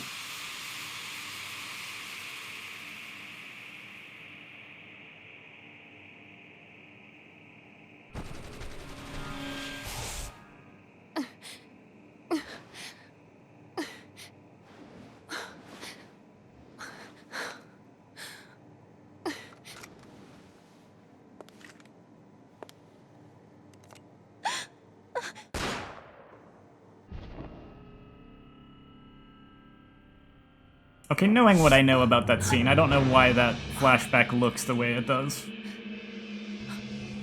I did it. I shot Eve. Yes. To stop the awakening of Eve the Mother.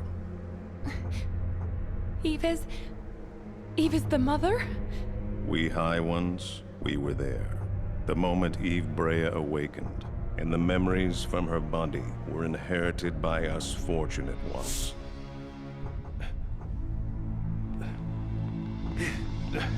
Eve! And that's why I did it. I know that I can fix my mistake if I die. Oh, is that so?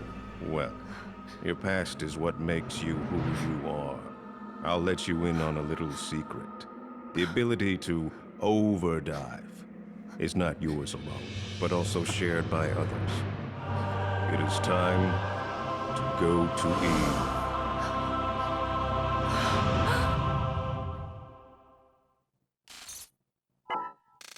Oh yeah, final episode, very much just boss fights and cutscenes.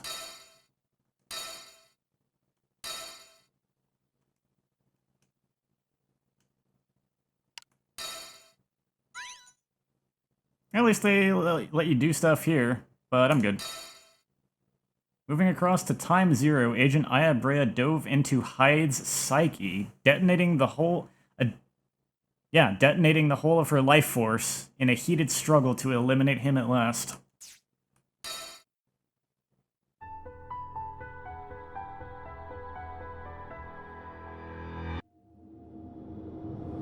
I'm going ahead. The Queen would like a word with you. Oh, it's this fight again.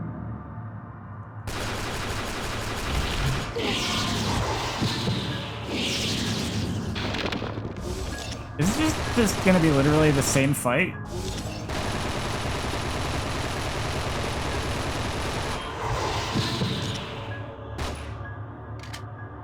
I mean, like, it was cool the first time, but why do it again?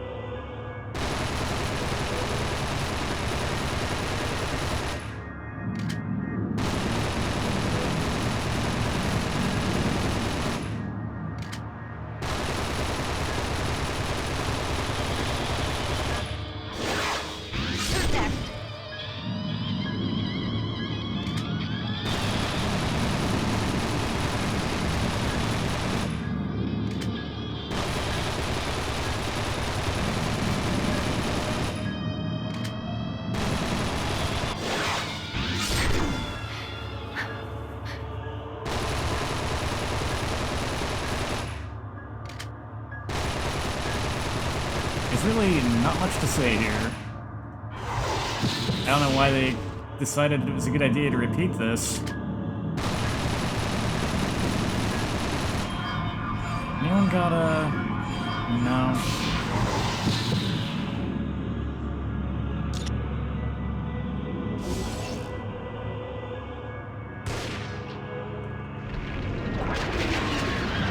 Ah, we're doing this now, yeah.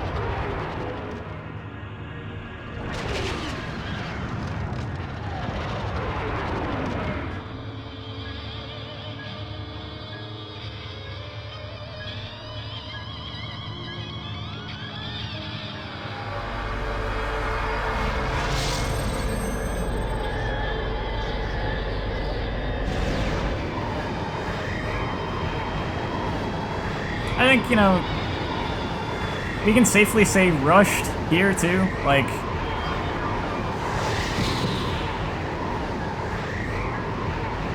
they decided to put this earlier in the game, but then also put it here, but also not make it different in any way at all.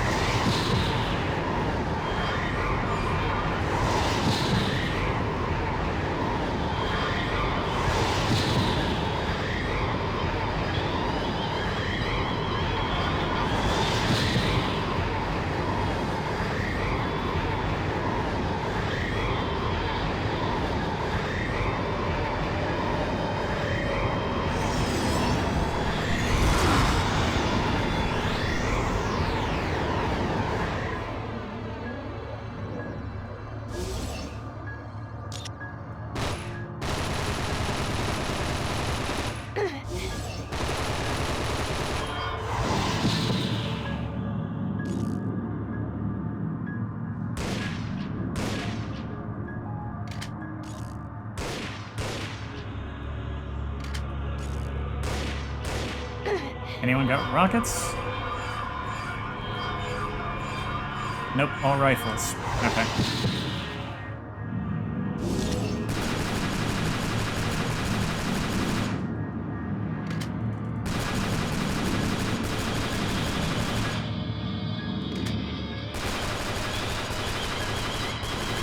I think my handgun is better than the default rifle that, like, that people carry.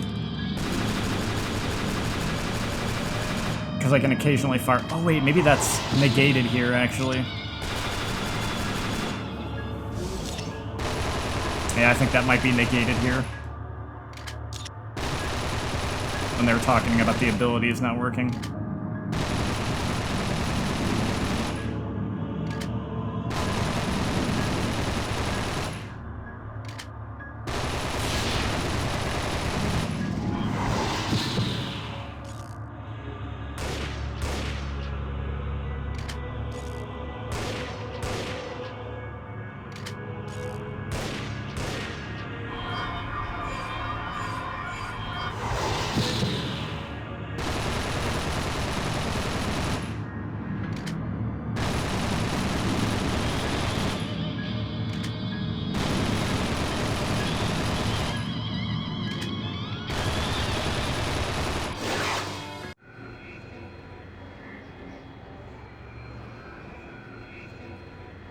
I mean, it worked for that set piece, with, like, what kind of fight it was, and the how, like, like, otherworldly the enemy is and everything. And it's not even really a fight, it's just shoot at it, hop into another body, shoot at it, use as many bodies as you have to defeat this eldritch abomination. But, like most things in this game, it goes on too long. Stay out of my way. Even if what awaits you is the guilty, horrible truth. I'm gonna save her. This has nothing to do with you. I want the same thing as you do, Aya. I want to surpass time and make my way to the Mother. That's all I really want. I swear to you.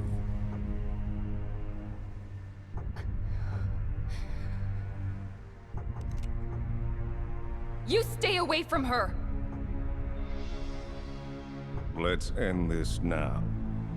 Who will witness Time Zero? Is it one of us? Or perhaps...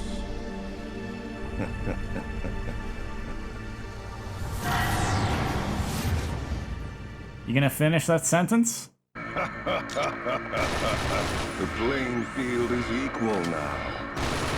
Overdive. Oh, he can equal my ass, you can overdive while I can't!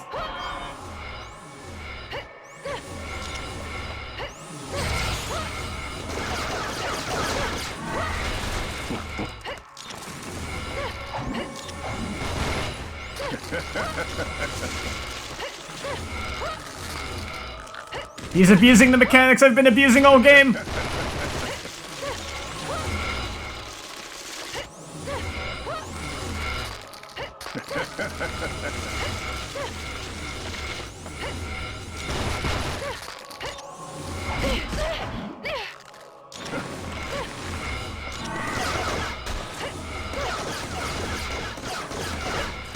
Every time I lock onto someone, he's already gone.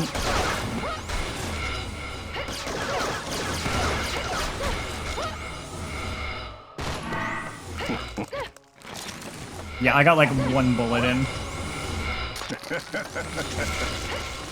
Why does it lock onto everyone? Like, I want it to lock onto Hyde, not random NPC number 500.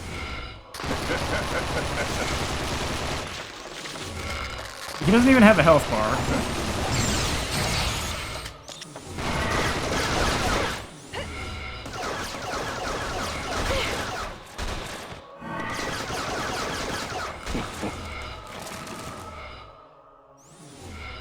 So yeah, that's a scripted loss.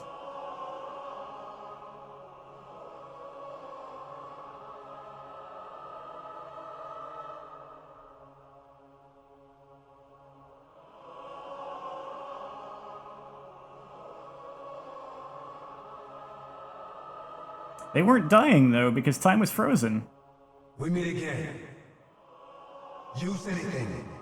Dive into anyone. I'll allow it. Stay alive, Aya. You can dive into me. Show me a new world, Aya. Wait, you were one of the high ones? I want you to dive into me. The tears and the sadness, they have to end. Now, go. Fight for you and no one else. I might have liked this scene if the game actually built up to it properly and, like, didn't feel just horribly incomplete. I legitimately just feel like I have played parts of a game, not an entire game.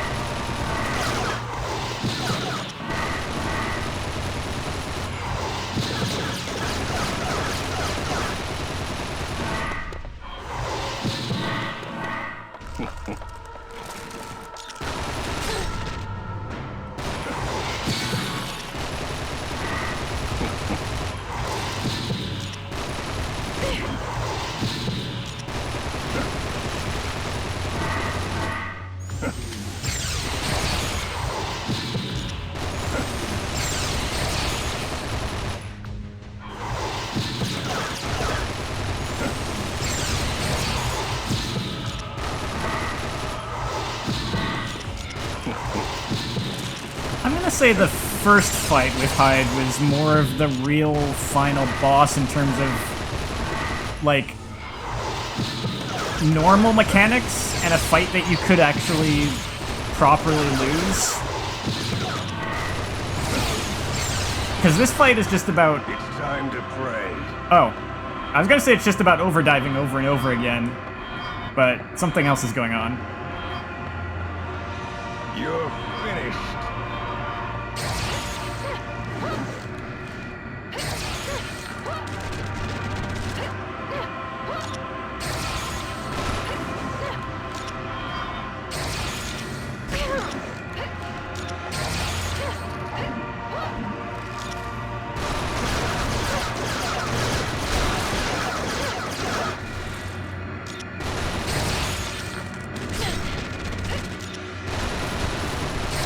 So your idea came into play. Kill everyone preemptively.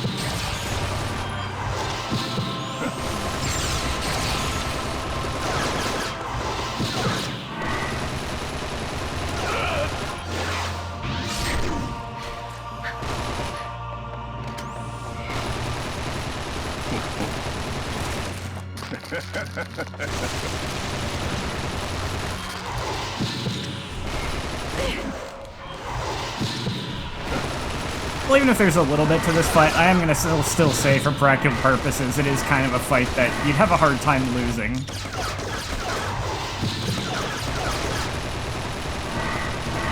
This and that Queen fight are more like story fights, whereas the first fight with Hyde was like more of a normal fight that I could have lost.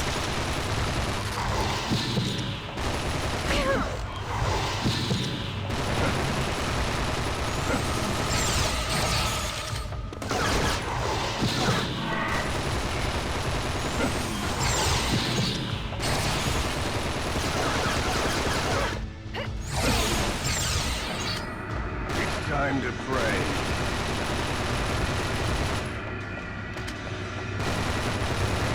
You're finished. No.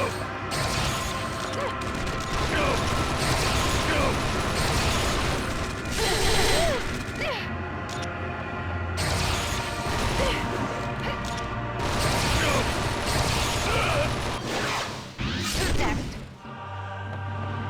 And maybe I spoke too soon, because I almost died there, actually.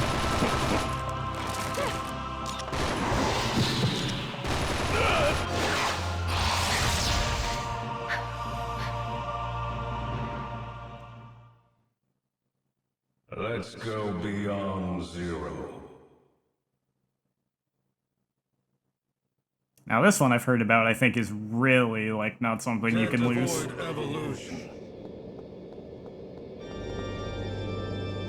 Awesome music, though.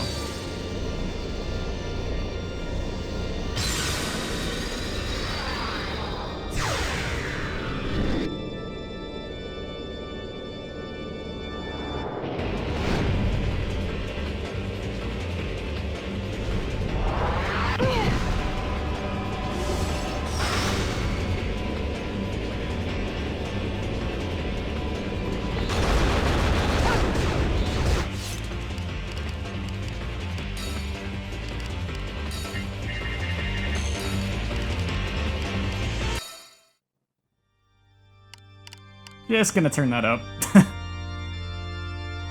So yeah, I don't think I can lose this one because I just seem to be in permanent liberation. Oh yeah, I don't even have a health bar.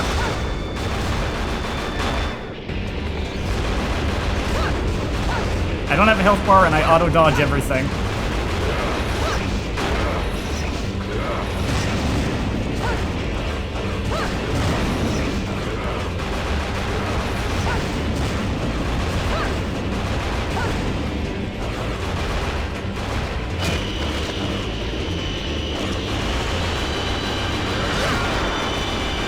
Oh wait, my liberation is my health bar. I thought you weren't supposed to be able to lose this. It looks like you actually kind of could.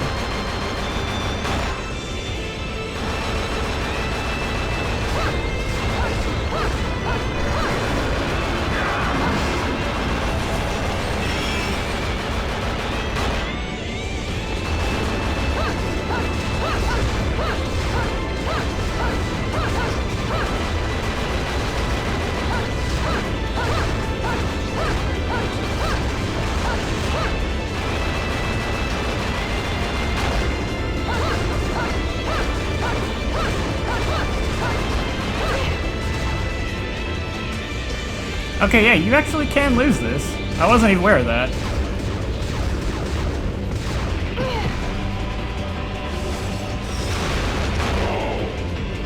But I had pre-raise.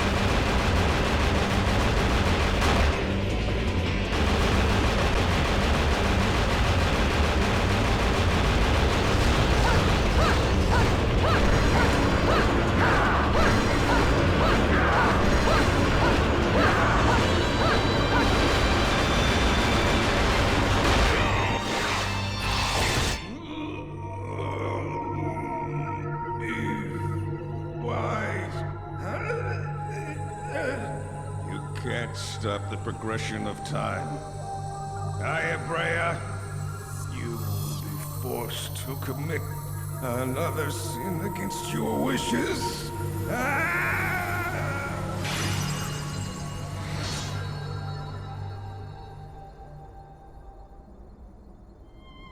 Chief,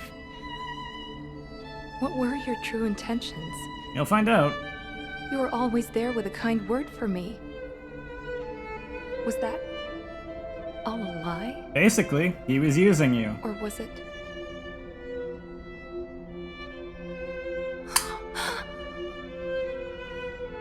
It's time zero.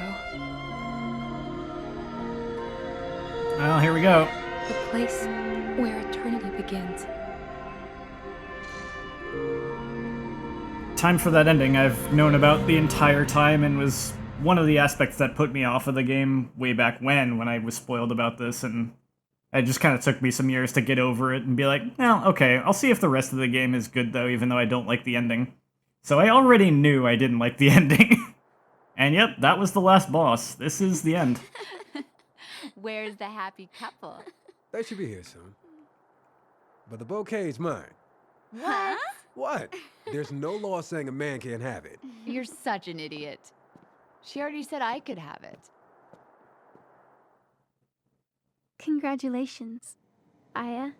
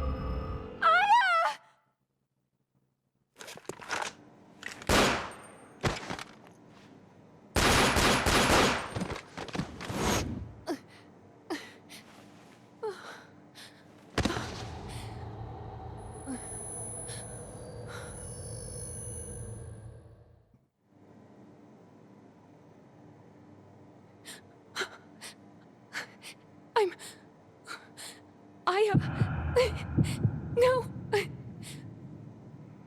Who am I? I don't... So the past repeats itself. Oh, great Mother Eve, return to your original vessel.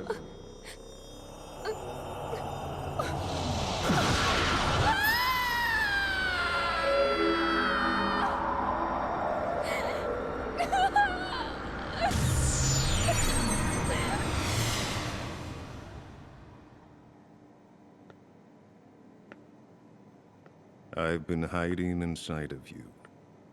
I wanted to surpass the wall of time.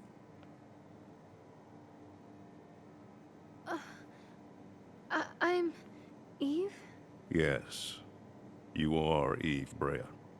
Time Zero is when you dove into Aya's body, and that is when your memory was taken from you.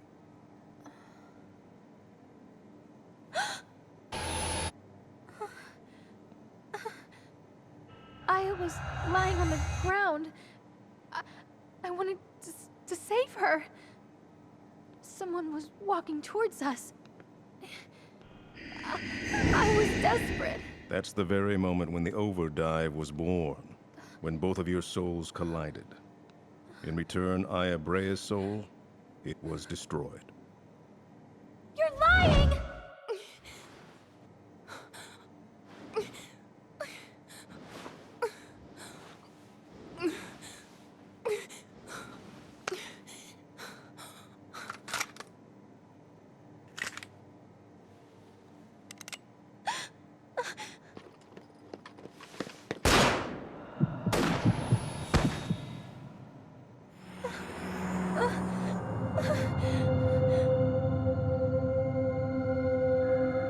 Aya didn't shoot you. You're the one who destroyed her soul. That's what happened at Time Zero. Fragments of Aya's soul were scattered to all corners of time and space, only to become reborn as what we call the Twisted. And your body's deterioration gave birth to life forms with your memories. The High Ones. Eve and Aya. You two were the cause of the birth of two new species. And that is time zero. So then, it's all my fault. The cycle repeats itself. But there's no need for sorrow. This is where a change in the cycle will begin. Your body will soon be destroyed. And again, they will be transformed into the High Ones. Aya! Are you okay? Please! Aya! Say something! Stand back! I'll break it down! Everyone's... Your soul has returned to where it should be, Eve. Listen to me. Before your body is destroyed, take me in. You can avoid destruction and experience a new birth. That's the sole reason I stand here before you now. I have come here to graciously offer myself to the Mother.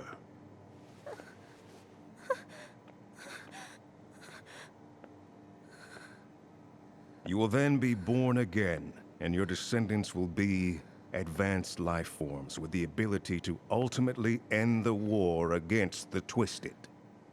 I will remain inside of you and watch as the new future unfolds in front of you. But... will the people that are important to me be there? People? They are nothing.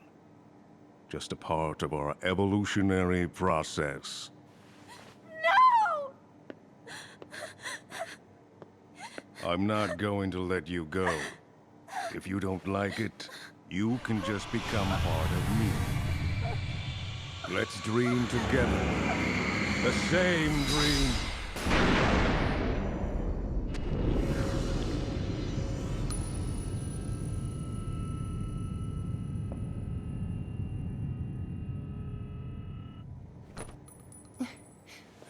Leave her alone, will you? Aya! What?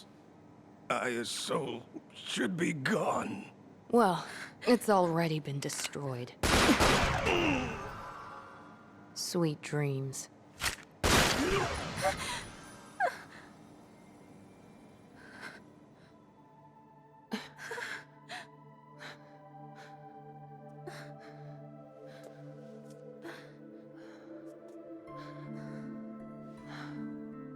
It's your future now.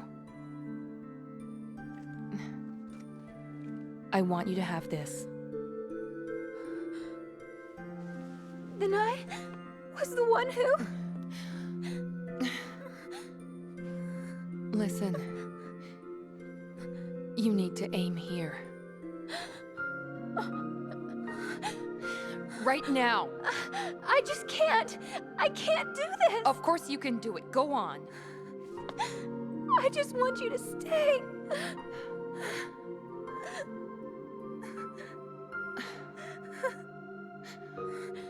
I wish I could have exchanged my vows with Kyle. I always wanted to be just like you. You're so strong, and you're so kind.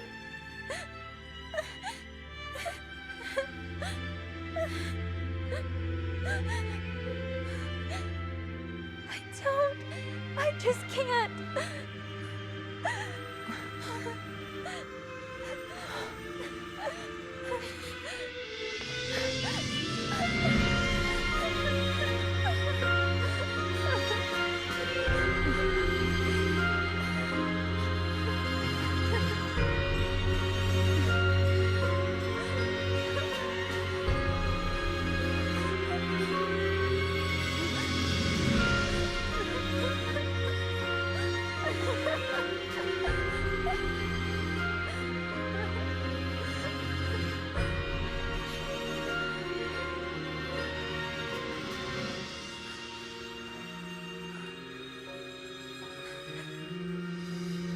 Eve.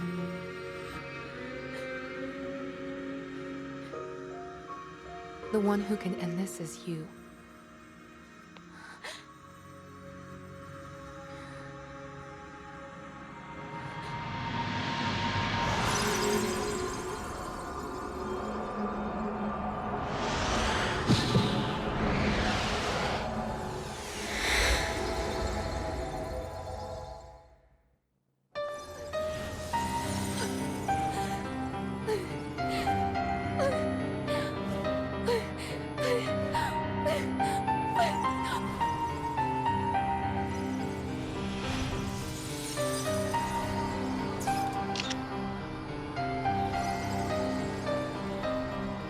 The last input you have to do in the game is that they make you take the shot.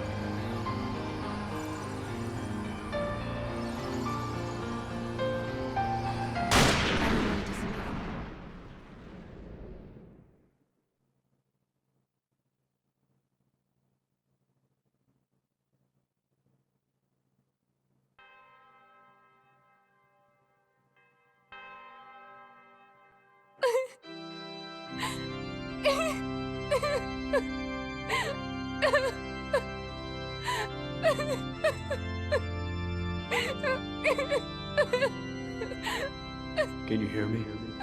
Miss Crybaby? Kyle! Do you remember what our rings mean? What we wished for?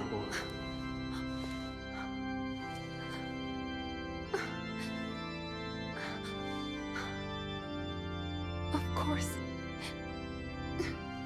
That our love is eternal. That's right, Aya. I want you to believe in eternity. I want you to believe we're going to surpass death and even time. And we're going to meet again someday. Until then, don't forget our promise to each other.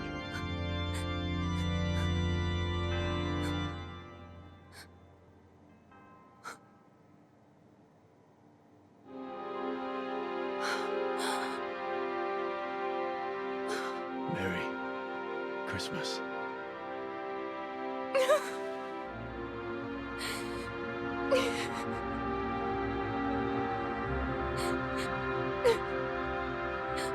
What led you here was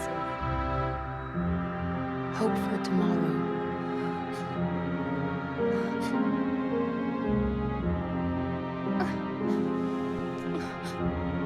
Aya? Smile and walk toward the future. I'll be watching over you.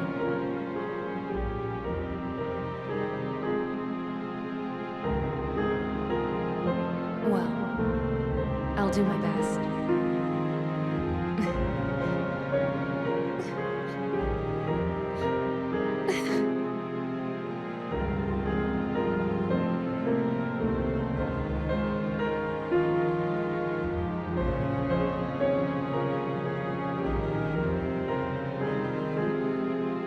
A world where she doesn't exist.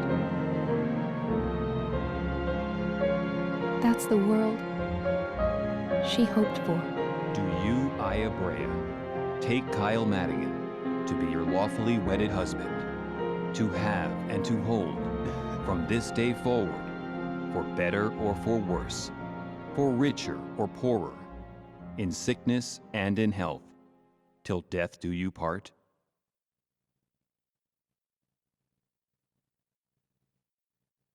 I do.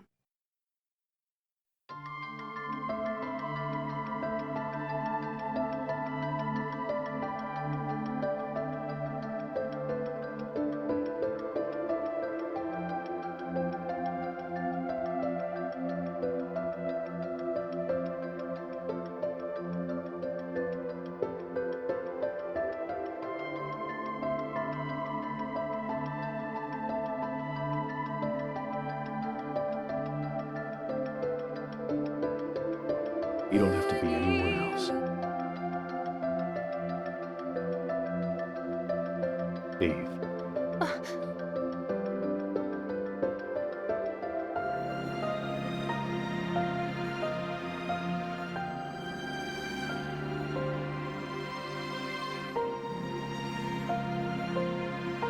I want you to live your own life. We'll watch over you. Me and I.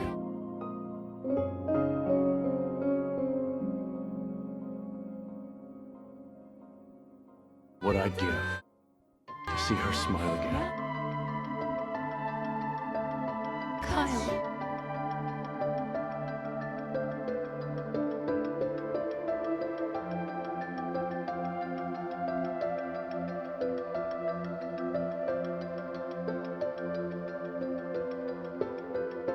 I'm going on a journey to find eternity.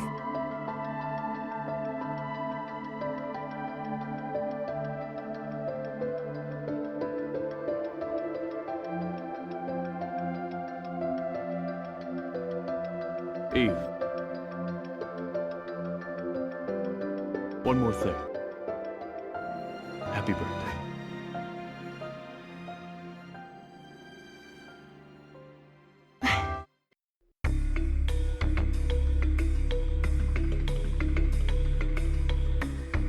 I think the idea behind the naming of the third birthday or whatever is being reborn yet again, basically. A new existence.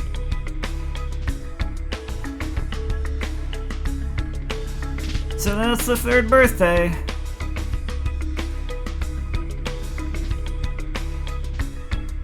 Like I said, I've known about that.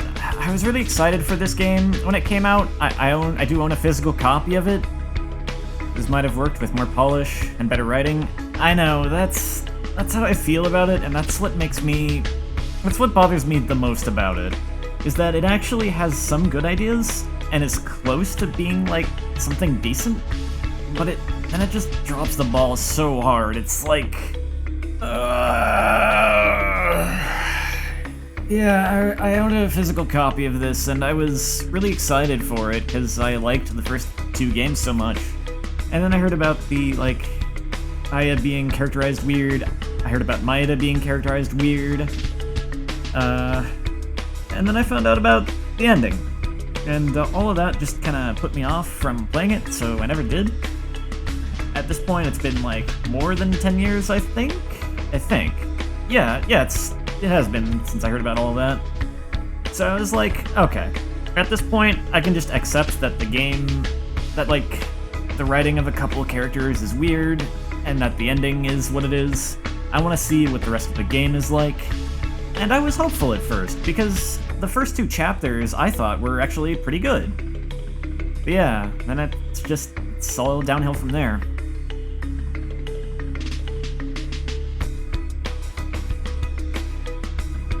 There's always gonna have the problem of the ending being something that rubs me the wrong way, but I thought maybe the rest of the game leading up to it could have been better than what it actually is.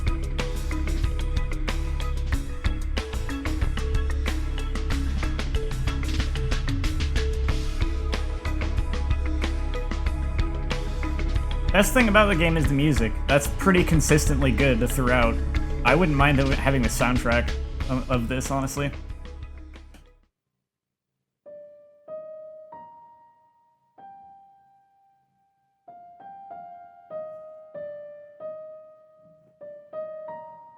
The gameplay has some interesting ideas. It gets a bit jank at times. I think a similar system could be used and be fun if they just made some adjustments to it and some maybe additions to it. Like one thing I was saying earlier was I think it would have been really helpful if you could have had like a button that lets you set like the tactics of the soldiers around you. Like you could tell them to be more offensive, more defensive, that sort of thing. Not only just those two settings, but just that kind of idea so that you can have a little control over what everyone else is doing, even when you're not directly in control of them, since you can only be directly in control of one at a time.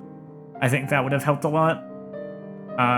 Some of the enemies needed a little bit reduced defense or reduced HP, because, like, I wouldn't say every single boss, but there are a lot of fights in the game that do go on just a bit too long. Generally, though, gameplay and story-wise, I thought the intro was solid. I thought the first two episodes were solid. The second episode gets weird. The cracks start to show as early as the second episode, because you have the boss guy who is evil and tries to get Aya killed, and it goes nowhere. Like, it's kind of weird that this guy is like that stupid. Like, he has to know he's dooming humanity, right? But whatever. At least you can say it was properly foreshadowed, considering he literally tried to shoot Aya before she even went on her mission. So, like, there's fair foreshadowing that he's gonna, like, be stupid and evil. But the problem with that is there's no payoff with him. Yeah, true, shoot Eve, not Aya. That is the one thing about the twist I kind of when I found out about that aspect of things, I almost kind of liked that, because at least then I was like, oh, okay, now the weird characterization for Aya makes sense. It's not Aya. Even though I don't like how that ends up with the ending, but that's another thing. But yeah, the problem with the bad boss guy is that it goes nowhere, right? Like, he sets Aya up to, he hopes, Aya Eve. He sets her up to, he hopes, die, and, you know, she doesn't die.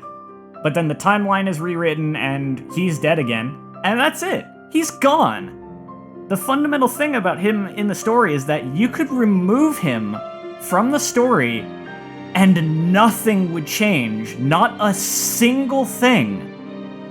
Like, there's no reason that you wouldn't go try to, you know, find Monsini.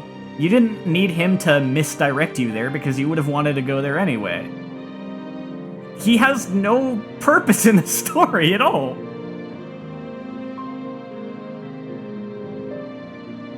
And then there's Cray, who really desperately needed some kind of foreshadowing about his family being dead, because it really just comes out of nowhere.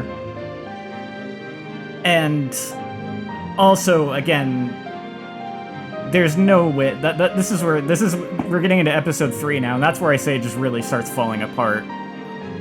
I think gameplay was still okay in episode 3, but yeah, the story starts falling apart. You find out that Cray was going cray-cray the whole time, and just like, no foreshadowing, no build-up to it, it just happens. And to top it off, when it seems like surely this is gonna be the next boss fight, and it really should be, because he's one of the high ones and all that, it's like a major thing. Nope, no fight. Here's the cutscene. Episode's over. And then you get to episode 4, and that's where even the gameplay takes a nosedive, because you have enemies that are way too tanky, way too annoying, way too many of them. You basically just alternate between segments that are not fun to play through, they like, the enemies are too obnoxious, or you're controlling like a helicopter or a turret and just tearing everything to shreds. Like, there's no middle ground. There's no good balance of difficulty there. Even the bosses just dive into helicopter, shoot missiles at Kyle. It's not great. And then, of course, Kyle being like, oh god, episode 4 is where, you know, they did a time skip. Okay, 2 months have passed, all of a sudden. All this shit happened off screen. Everyone's dead. Time machine's gone. What the hell? Like, all this major stuff happens that you're just not shown, and there's like no build up to it. And then I don't think you're even told that Kyle is evil before the mission if you don't read the data logs or talk to Maeda. And there's no build up to that. It's just like, it's such a mess. It's so bad. It's so badly handled.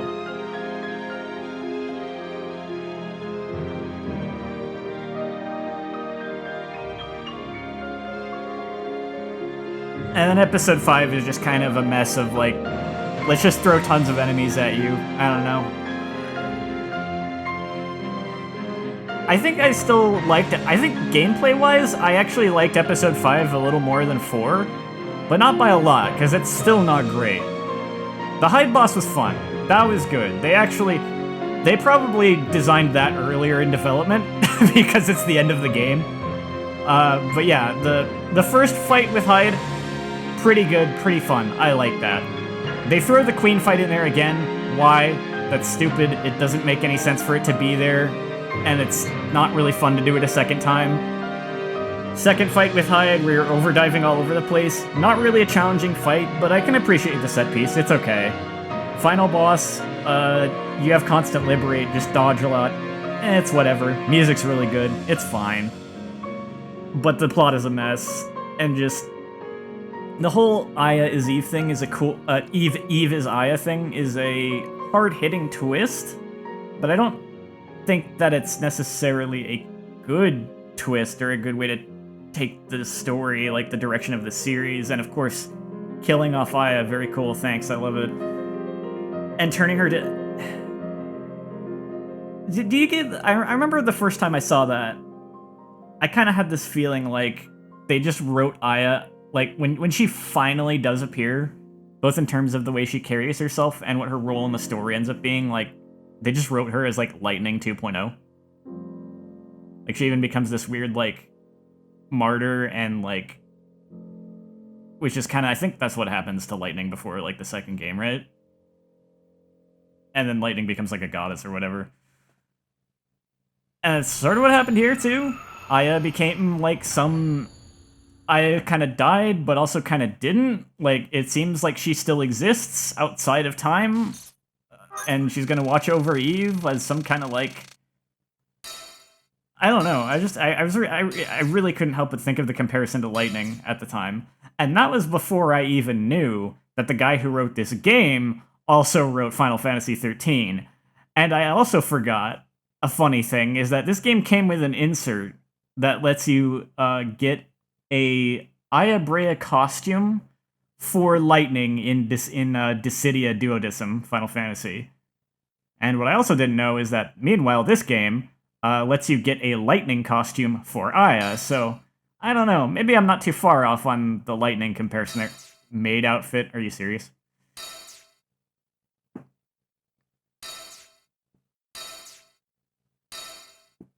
Yeah, I don't like the direction this went. Of course you gotta have that. But I knew I wasn't gonna like the ending. I came for the game, but the rest of the game ended up disappointing me too. It had a really solid start, I actually think, but it needed, I think, to be on a different medium. Like, it needed to be a longer game. They just skipped over so much important stuff, and yeah, like, the narrative needed reworking just generally. Just making it longer and filling in the gaps wouldn't have quite been enough, but it would have helped. And I mean, just like, yeah, it's got both of those things against it. That it is a little bit sloppy and needed a rework in some places, but also, like, on top of that, it was cut down too much. Like, they cut out too much, and just, like, they tell you things that should have been shown and just gloss over and outright skip things that really shouldn't be. It's a mess, as others have put it before. So now, if I load this, and just do New Game Plus, skip the tutorial, thanks, and the cutscene. Cheat codes! I don't care.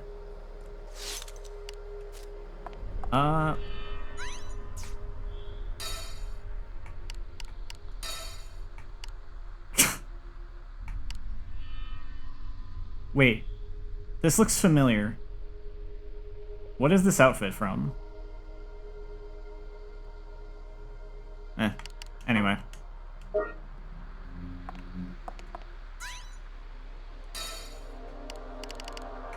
Video log. So yeah, you can view the cutscenes. So I don't know why these aren't shown in the game. But these are like extra cutscenes that are kind of...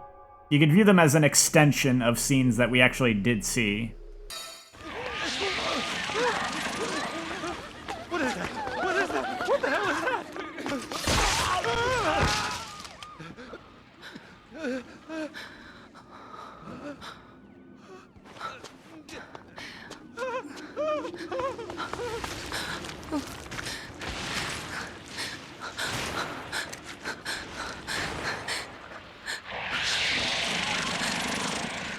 You're not the only one who's scared. Okay. And this, which I don't really know why this wasn't shown, to be honest.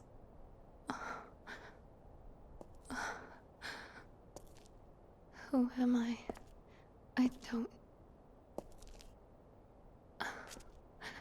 Like, this, we're told about this scene, we're effectively told about this scene in data logs, and they actually had a cutscene for it, so why didn't they just show it?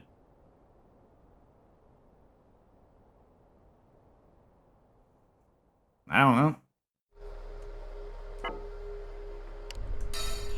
So mail. Yeah, I'd have to replay the game, like, potentially several more times. I don't, to maybe get all the emails, so I'm not going to be doing that. But let's see about what stuff is in here. So we got the Episode 6 timeline, which you can't get until New Game Plus. The Coalition forces had taken a major hit in the North Shallows Tower mission. Rallying the remaining troops, they decided to storm the Twisted Stronghold, the Grand Babel. Actually, you know what? Well, no, yeah. I had something interesting I wanted to show before I do all the lore stuff, but I'll read some of the lore that I have access to, and then I'll show the interesting thing while I'm getting the save file set up. Santa soldier outfit can be found in a locker. Oh, I missed that. I looked around, too. Huh. I guess I didn't look hard enough. Rallying the remaining troops, they decided to storm the Twisted Stronghold, the Grand Babel, made up of the merged bodies of lesser Babels, the world over. Their goal was to eliminate Hyde Boar, the putative leader of the Twisted, and to bring down the Grand Babel. Okay, you know, we know all this, blah, blah, blah. Yeah, we understand. Present day, to be determined. Cute. CTI members. Kunihiko Maeda. Friedrich German's disciples immediately scattered once the Twisted appeared, devoting themselves to various research topics. This was a planned procedure meant to help satisfy German's longing to save humanity with science. After the earlier incident, Maeda took Aya aside for strictly scientific observation. His investigation into her relationship with the Twisted led him to believe she would be the key to blowing the current state of affairs wide open. His catching up with Aya after the CTI murders was necessity masquerading as coincidence. It was Maeda's strong sense of being indebted to his teacher that made him think of Aya, tenaciously tracking her down in a constantly changing world. Lots of stuff we've already read before.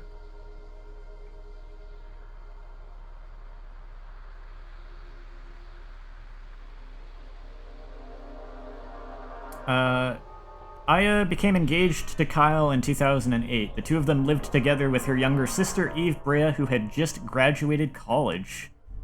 Wedding ceremony was held at Manhattan's St. Thomas Cathedral on Christmas Eve. 2 years later, then tragedy struck. Eve's abilities suddenly awoke and ran amok. Aya tried to suppress them, but to no avail. She ended up shooting Eve Brea. The fragments of Eve's body brought forth the High Ones. Hyde Boar is a High One brought forth by Eve. It's taken over the physical body of Hyde Boar. The incomparably powerful force the High Ones release together would easily stand up against many hundreds of Twisted. It's thought that the pheromones released by a queen bee, commonly known as queen substance, have chemical properties triggering a unique response within bees of the same species. This gives the queen control over her hive. In this way, Hyde, their leader, was able to gather together and direct the other High Ones, including Emily and Kyle. Blank died in the CTI murders, killed by Kyle Madigan. Yeah.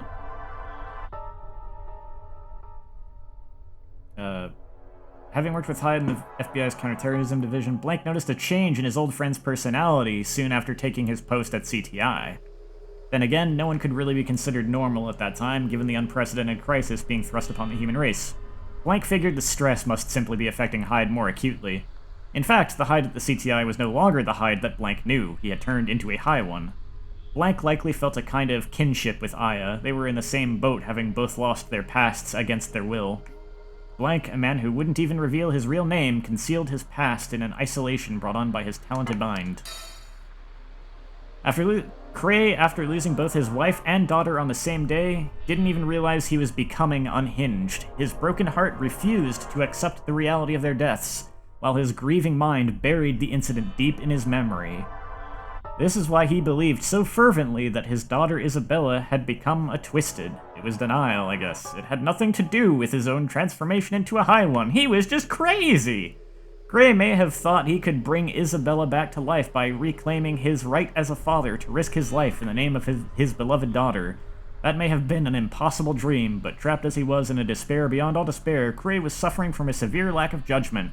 For a man whose life was essentially one constant brush with death, Sandra and Isabella had been absolute jewels, giving Cray pure, unadulterated delight. Okay. Fixing Episode 2. Either remove the bad boss guy from the story completely because he does not matter, or give him a bigger role in the story that has some payoff.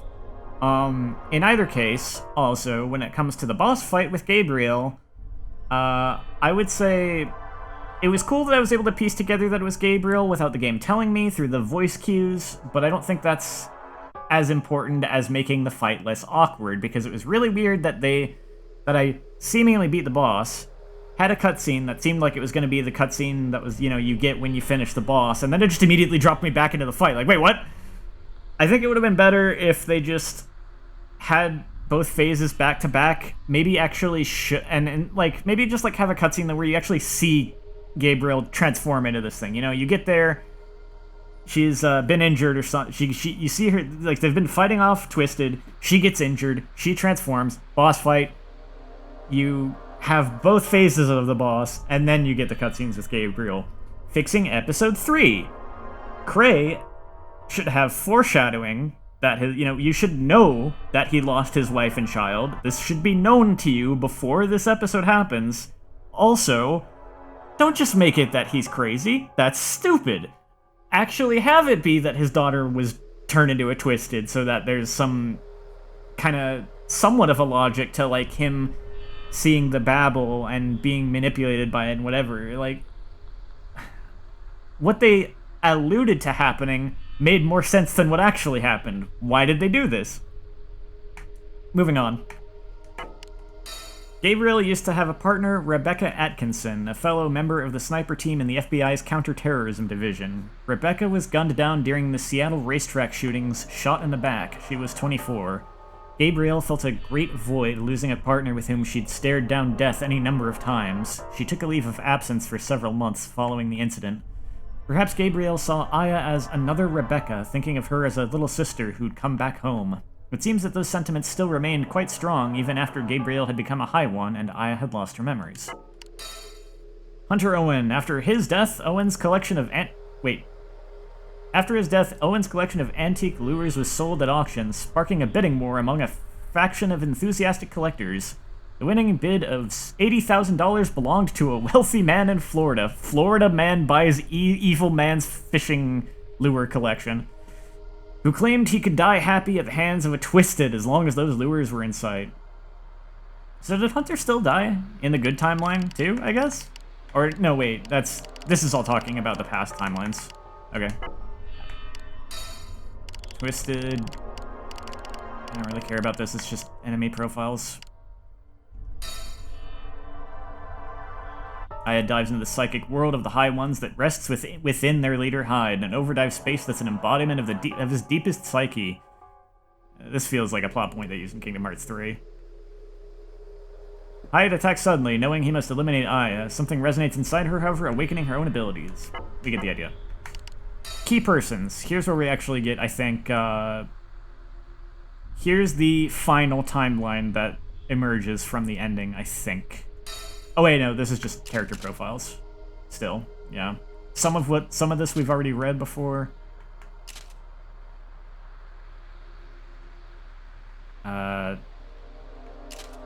No record of Eve. Eve is on record as displaying the strange behavior of disappearing whenever data surfaces concerning her past. Yeah, we read that before. And, I mean, this is basically just stuff we know because of playing the previous 2 games. Oh, after a certain event, Aya brought Eve to New York, where she enrolled in the State University of New York. She was last seen at Aya's wedding on Christmas Eve 2010. Nobody knows who she is. That is, except for one person. Yeah, so in the new timeline, I guess, Eve effectively doesn't exist, because Eve's consciousness has been reborn within Aya's body, and Kyle Madigan is the only one who knows about all this weird time fuckery. For some reason.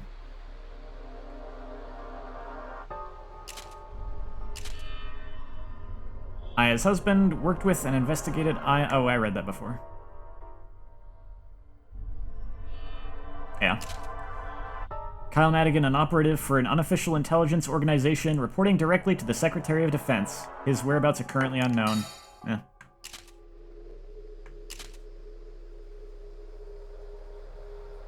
So this was the first boss in the game. Emily became friends with Eve while studying at the State University of New York. She had a lot going for her: innocence, curiosity, a brilliant and insightful intellect, and a millionaire father. Emily was seen as the odd one out, not readily accepted by others. This is also a weird thing here, right? Like, there is so much information on this character who just shows up and doesn't even really have dialogue and turns into a boss. Then there was Eve. Her gory past was a heavy burden to bear even without any memories, and it left a deep scar on her innermost soul. The isolation both girls experienced is what brought them together. Even after she had become a High One and her mind had grown confused, Emily was still concerned about Eve's sudden disappearance and may have come to sacrifice to look for her friend. Ginger had been Eve's musical idol. The rib mentioned in Emily's diary, which I read at some point, was none other than Eve. The Bible contends that God made Eve from Adam's rib. Why did Emily feel she had to hide Eve's identity? Perhaps she'd picked up on Eve's tragic destiny. Born in London, England, the daughter of British banking tycoon Christopher Jefferson, attended the State University of New York for 2 years, starting at age 14 as part of an advanced placement college study program. Currently works as a teaching assistant and research fellow in the university's physics department, now that she is no longer dead in the new timeline. Ginger is that musician, I think. Born in Munich, Germany. Real name is... okay, well, some of this is the same.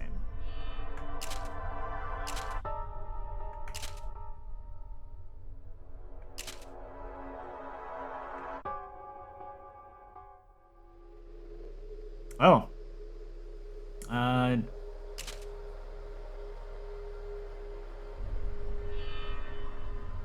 Whoa. That's an odd little chaos butterfly effect there. In the like timelines where we actually played the game, Ginger was thought to have died at the sacrifice incident on Christmas Eve 2012. But now in the new timeline, she died in the summer of 2009, where she was fatally stabbed by a crazed fan in Central Park. It was revealed after her death that she had been traveling to disaster-stricken areas and working on behalf of many aid providers and relief efforts, all anonymously. Who would have expected someone with such a flashy, punk rock appearance to be involved in such quiet, diligent work? Once this news was revealed, a group of young people in England commemorated Ginger's inspirational life by establishing the Ginger Skimbleshanks Fund to help children around the world who were suffering from hunger, poverty, disaster, and war. The fund takes its name from Ginger's favorite character in the musical Cats. I wonder if that fund would have been mentioned in a sequel if it ever came about. Isabella Cray, daughter of Cray. Oh, I surely read this at some point. Yeah, I did. Isabella Cray, the daughter of Cray and his wife Sandra. She had the sweetness of a doll with dark black eyes and blonde hair to match. A truck went out of control, striking and killing her and her mother on their way home from preschool. Isabel was 3 years old. That's what really happened to her. But, again, Chaos Butterfly, now 4 years old, she is happily attending preschool.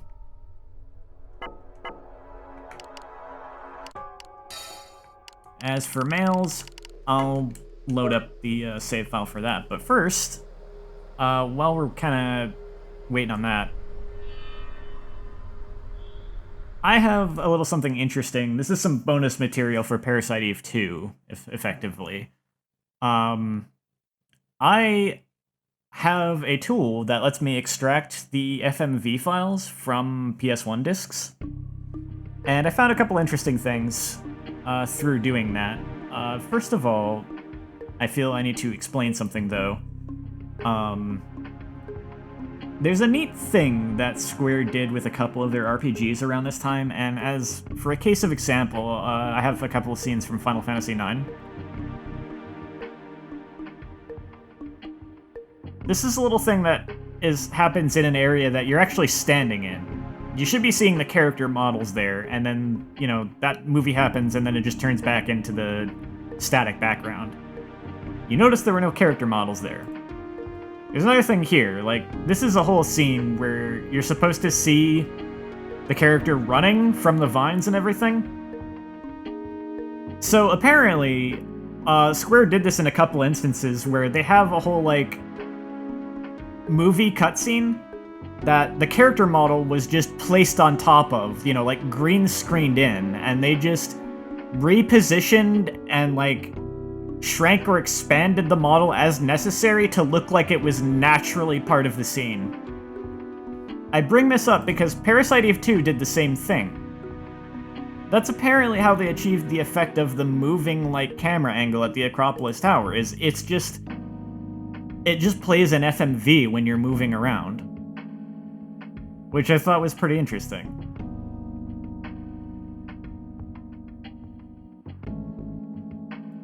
There's like a bunch of these that I found when I was combing through the disc.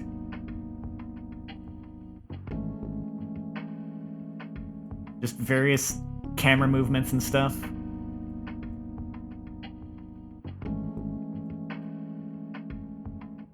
So I thought that was pretty neat.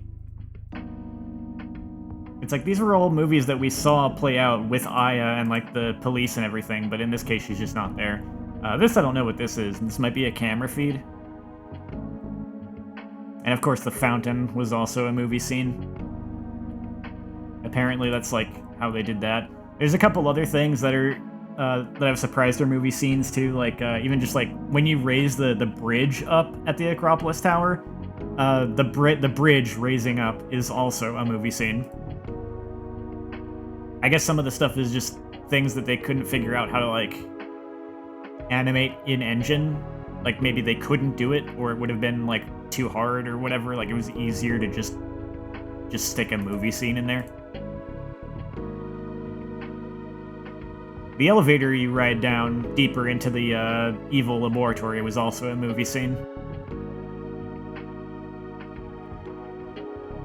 And, when you unlock the gate, that also apparently was a movie scene. But the one particular thing that I was really surprised about, actually a couple things I was surprised about, both discs, they're kind of surprisingly inefficient, because like, with the first Parasite Eve, the opening scene, the opening movie, was only on the first disc, not on the second. But for Parasite Eve 2, the opening movie was on both discs, because I guess they just had the room to spare. But not only that, a weird thing is that a couple of the final scenes of Disc 1, basically the nighttime movies, like when Kyle stumbles upon the sleeping Aya, or when like the giant monster with the flamethrower mouth comes in and everything, those are on both discs, even though it only happens on the first disc. And one other thing that's on both discs, and there's no sound for it, so I'm gonna just play some music. We seem to have some kind of, like, early concept for a possible scene, maybe, that just didn't end up getting further developed and got scrapped. I'm surprised that this got left on here, because it's kind of a lengthy movie file, too, and it's just sitting there on both discs.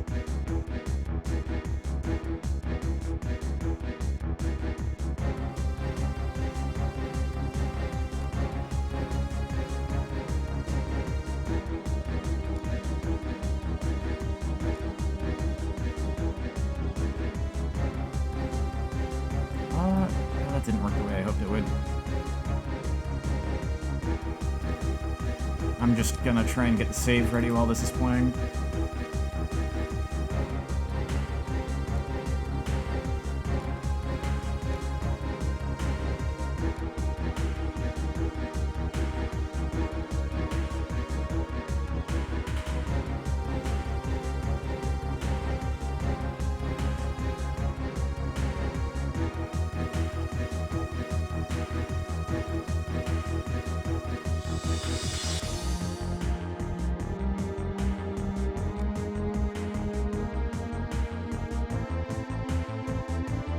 And then it just loops.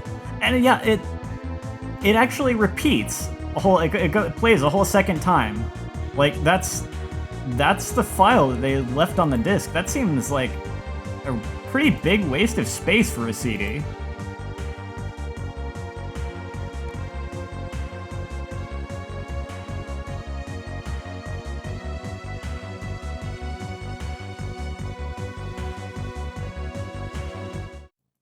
Anyway, that's your Parasite Eve 2 bonus footage.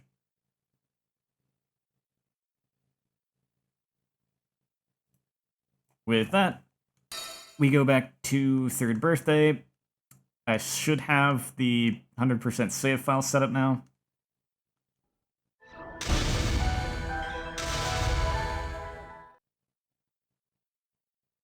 Yeah.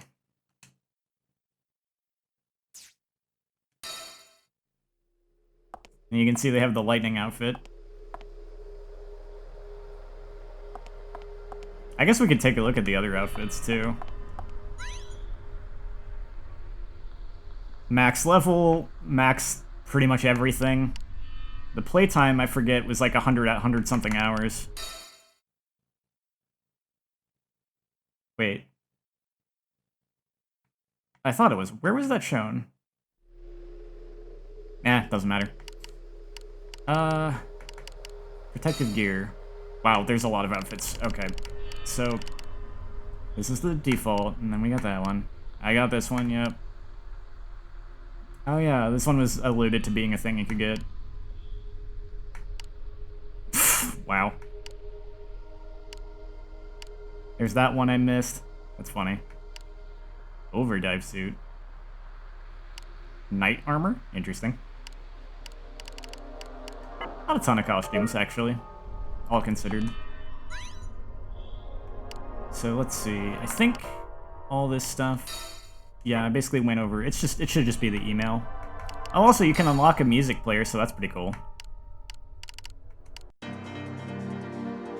I guess technically I could always just, like, get the soundtrack this way if I want to. So I'll read the emails, and then we'll see the extra scene that you get for beating the game a second time. So these are all emails Blank was sending out. This one goes to Jamie Denton. Hey Jamie, I received a reply from the military concerning the signs of decline spotted in the Spanish Harlem Babel. According to the written response attached, the Babel's shell, roots, and orbs are all about 30% weaker than when it had first sprouted. But since I'm not optimistic or dumb enough to believe all of the half-assed research the Army puts out, I'm going to need you guys to double-check. According to my calculations, the Babel's weakening due to depleted nutrition. I don't necessarily want you to go into this with any bias, but it'd be great if you could pay special attention to the pipes, orbs, and other organs dealing with the Babel's energy system. Much appreciated. Data on Eve Brea. Jamie, you mean there's absolutely no data on Eve Brea? Not a drop? So there isn't even any record that Aya ever had a sister? Data on Kyle Madigan. Blank sent to unknown. If we've dug through every agency database we can get our hands on and still haven't found any trace of Kyle Madigan, he either doesn't exist or he's not human. Take your pick. You're my last resort. I don't care what you have to do to get it. Just scrape together whatever info on Kyle you can find. To Dr. Weinberg. I was intrigued by your response to the data I sent over the other day. It's reasonable to infer that the minute tremors exhibited by the juvenile Babel at Grand Central are due to the rapid growth and development of its pipes, thought to circulate nutrition. Until today, the Babel was believed to have been a plant-based life form, but if we follow your line of reasoning, we'll need to begin analyzing it from an animal-based point of view as well. If the Babel really is one single animal, its range of functions is more diverse than we'd thought. It might not exist solely as a nest for Twisted after all.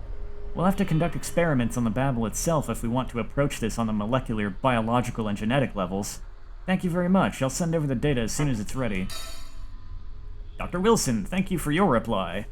I took a look at Aya's charts, so your examination led you to believe that her nightmare may be part of her lost memories? That's a little out there, don't you think? Now, you're with the CTI, so I'm sure you already know this, but once you're taken over by a Twisted, you can never go back to being human. It's all twisted all the time. But the girl in Aya's nightmare has a twisted head and a normal human body. She's like some half-human, half-beast centaur. Or was it Minotaur? I'm not up on my Greek myths. That reminds me, that was another thing that I thought was kind of a weak point of the plot. That... The like, Eve body with twisted head thing feels like something that should have had more of a presence in the plot. Like, on the one hand, it could also make sense not having a presence in the plot, but then, like, they went to the trouble of including it in places like... I think it was episode 3? When the soldiers were talking about, like, seeing her? But you never run across her in that episode, and just just in general, I think maybe you see her like once in the whole game and nothing really comes of it. It's like, it's this thing that seems like it should be a big deal and they just kind of do nothing with it. I mean, it at least has a meaning. It ties into what happened at time 0, but I don't know. If they were going to go to all the trouble of creating that design, I feel like they could have done more with it. Plus, Aya says she saw her in real life too. There's got to be something wrong with her if she's seeing things that aren't there, right? Let me know when you get any new data on Aya. I'm worried about her. Dr. Wilson, Aya's no liar. I can say that with certainty. Besides, the stories she tells about changing history are too real to be explained away as delusions. I think Everett's many worlds interpretation says it best. It's a handy solution to the measurement problem in quantum theory. The world is constantly branching out there into an infinite number of parallel universes. Based on that, quantum computation researchers Deutsch and Rockwood stated that what we think of as time travel is actually travel into these parallel universes. You'll never run into a time paradox if you go by the many worlds interpretation, because there's no room for theoretical or causal inconsistencies. Aya just might be the key to the whole quantum gravity theory after all. From Jamie Denton to Dr. Blank, I'm sending along a copy of an old newspaper article, the only info I was able to obtain on Russo's platoon in Operation Red Fog. In 2001, a terrorist act was committed in a large amusement park. The U.S. Army selected the most talented members of its distinguished Delta Force team and formed a team of pro soldiers skilled at raids, combat, and suppression. Its captain was Danny Russo, aka Russo the Vulture. His squad has many fine showings out in the field, but one incident stands out: the 2004 hostage crisis at the Federal Reserve Bank of Chicago. A criminal group has holed up inside the bank with 89 hostages, including Senator Daniel Weston. Rousseau and his men successfully defused a potentially disastrous situation. This reminds me, I did see someone else point out how, like, someone else was talking about how, like, it's kind of weird how much, Rousseau is built up, how much, like, info there is on him when he's literally a character that just exists to be killed off-screen by Cray. Many dreamed of joining the best of the best on Rousseau's squad, but few made it through the diabolical training he had devised for his troops. Riveting. Okay, now we have emails from Maida, who apparently in these emails decides to go by the alias of the Cowardly Lion, and he's emailing someone who goes by the alias the Tin Man, so they're big Wizard of Oz nerds. Yeah, I'm not going to do the voice, I'm just going to read it. Dear Tin Man, how have you been? Looks like the Babbles and Twisted haven't popped up in Alaska yet, but I expect things to go downhill with that Kyle creep on the scene. Knowing you probably heard that a while back, but NSA tells me the real culprit behind the CTI murders appears to be none other than Kyle Madigan. Seems he was out to destroy the overdrive device. He probably didn't like Aya diving around in his past. I guess because, like, we know at this point in time, I guess Kyle was just being influenced by one of the High Ones, and I guess they just hit a point where they didn't want her messing around in the past anymore, or something? I don't know. According to Everett's Many Worlds interpretation, the world we live in is just one of many parallel universes. Even so, this is the only reality we know, each of us giving his or her all to fight for it, unfettered by government or agency. That's the ideal by which we live as disciples of Oz. With your passion and my courage, we'll win for sure. Please run an image analysis on the attached video file. I'd also like genetic testing on the hair sample I was able to obtain. We're very close to peeking behind the curtain and seeing Kyle for who he really is. From the Cowardly Lion... Wait. Oh, this is not a 100% save file. I believe. Yeah. Hold on. I need to look at something.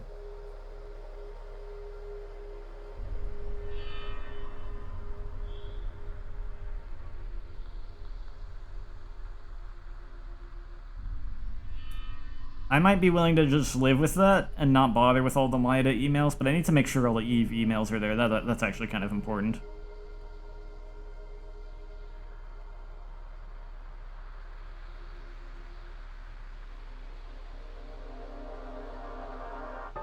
Let's see. There was an LP where someone managed to get a hold of some save file that had everything somehow. They didn't want to play it all themselves either. Where's the emails?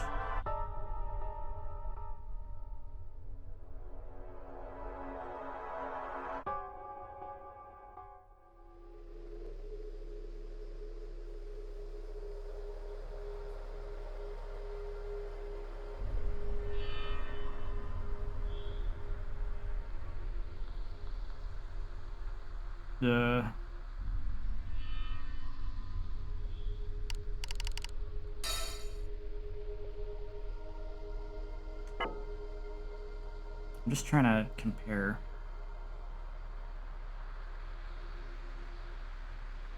Okay, yeah. Some of the Maeda emails are missing, it seems. I think we can kind of live with that.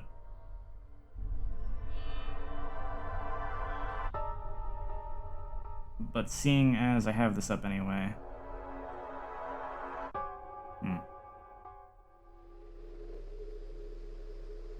Oh, wait. Here's the email. Yeah, okay. Oh, yeah. There's like 14 Maeda emails. I mean, since I have them here, I could just read them, but I don't know. It's a lot. That's a lot.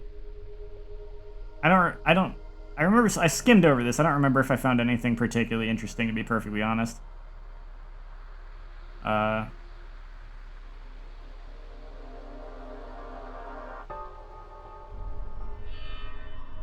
Oh, actually, there is some important stuff.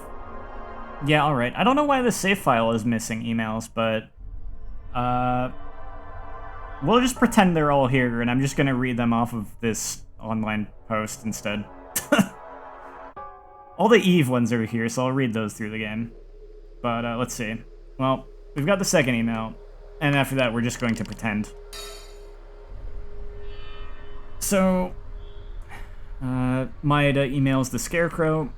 In Aya's memories of the world before history was changed, Thelonious Cray is her colleague and combat instructor at the CTI. But from what we know, he is nothing but a common terrorist, an insurgent who got Russo's entire platoon killed in Operation Red Fog. We can't obtain Cray's background as it existed in the pre-change world, but there might be a clue somewhere in our reality in the truths that link the two. And on that note, please begin an investigation into Cray. P.S. The dollar may not be worth much these days, but I've deposited 20,000 of them in your Swiss bank account to cover your expenses. Damn! Maeda is loaded. So, third email goes back to the Tin Man. Actually, it comes from the Tin Man. Dear Cowardly Lion, the person in the video file you sent it is, without question, Kyle Madigan. Clearly, the destruction of the Overdrive device must have been his doing. The problem is, in the other video. In the footage taken by the camera placed near the entrance, you can clearly see Kyle battling with a Twisted killing it. We have never verified an instance of two Twisted facing off against one another. Still, we know that his genetic code contains Twisted genomes. It will take more time to determine what kind of facts, if any, can be teased out of this exception to the rule. It seems your interference wasn't wholly fiction. Or your inference. A great number of these Twisted, including Kyle Madigan, may very well be a new breed that differs significantly from the original species. From Toto to Maeda.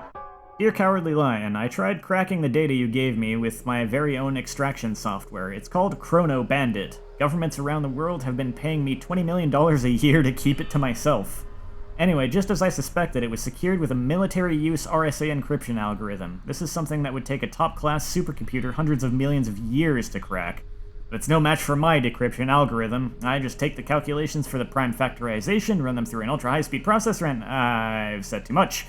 Turns out, we got a pretty good haul. The decryption process is still at about 60%, but the day is quickly approaching when we'll be able to fill in all the blanks in the pasts of Aya Brea, Eve Brea, and Kyle Madigan.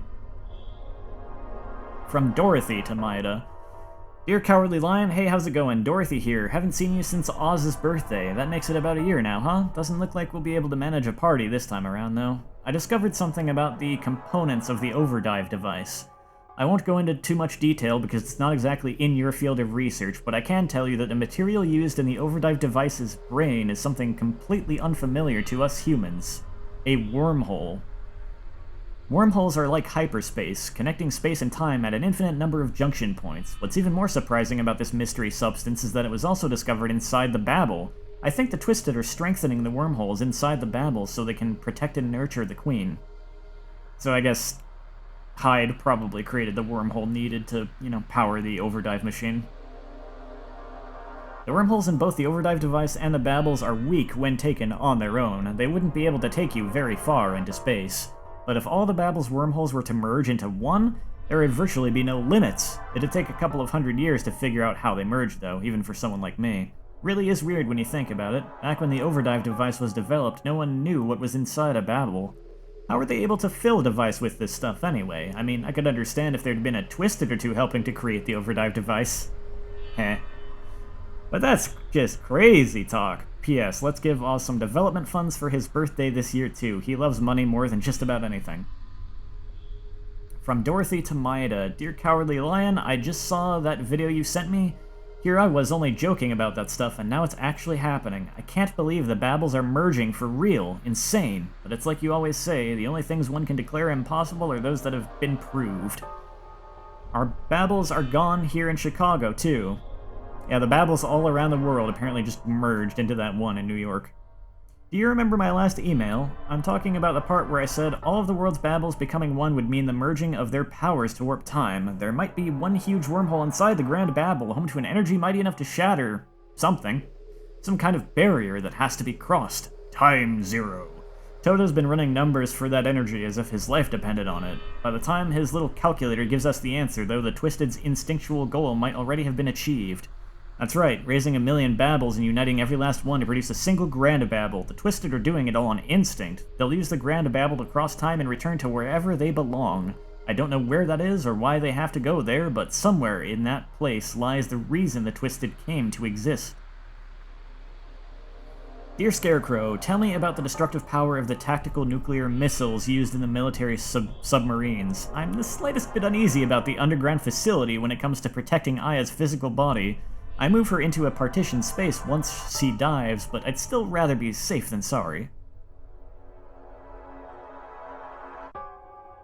Dear Cowardly Lion, we've finally finished analyzing Kyle Madigan's genetic code. I can't stop shaking, and I might not be making much sense. I'm sorry for that.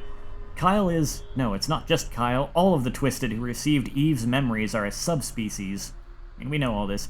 Just as you suspected, if we were to play by the biotaxis rule, they would actually be considered an entirely new species, new and improved. The improvements are artificial, deliberately created by someone or something. Most likely it was, I shouldn't say who, not without good hard evidence. I've been thinking, if our enemy really is the Twisted, well, is it? No matter how advanced they are physically as individuals, we humans would still win out. Humans are at a distinct physical disadvantage compared to many other life forms. We lack pointed fangs, sharp claws, phantom wings.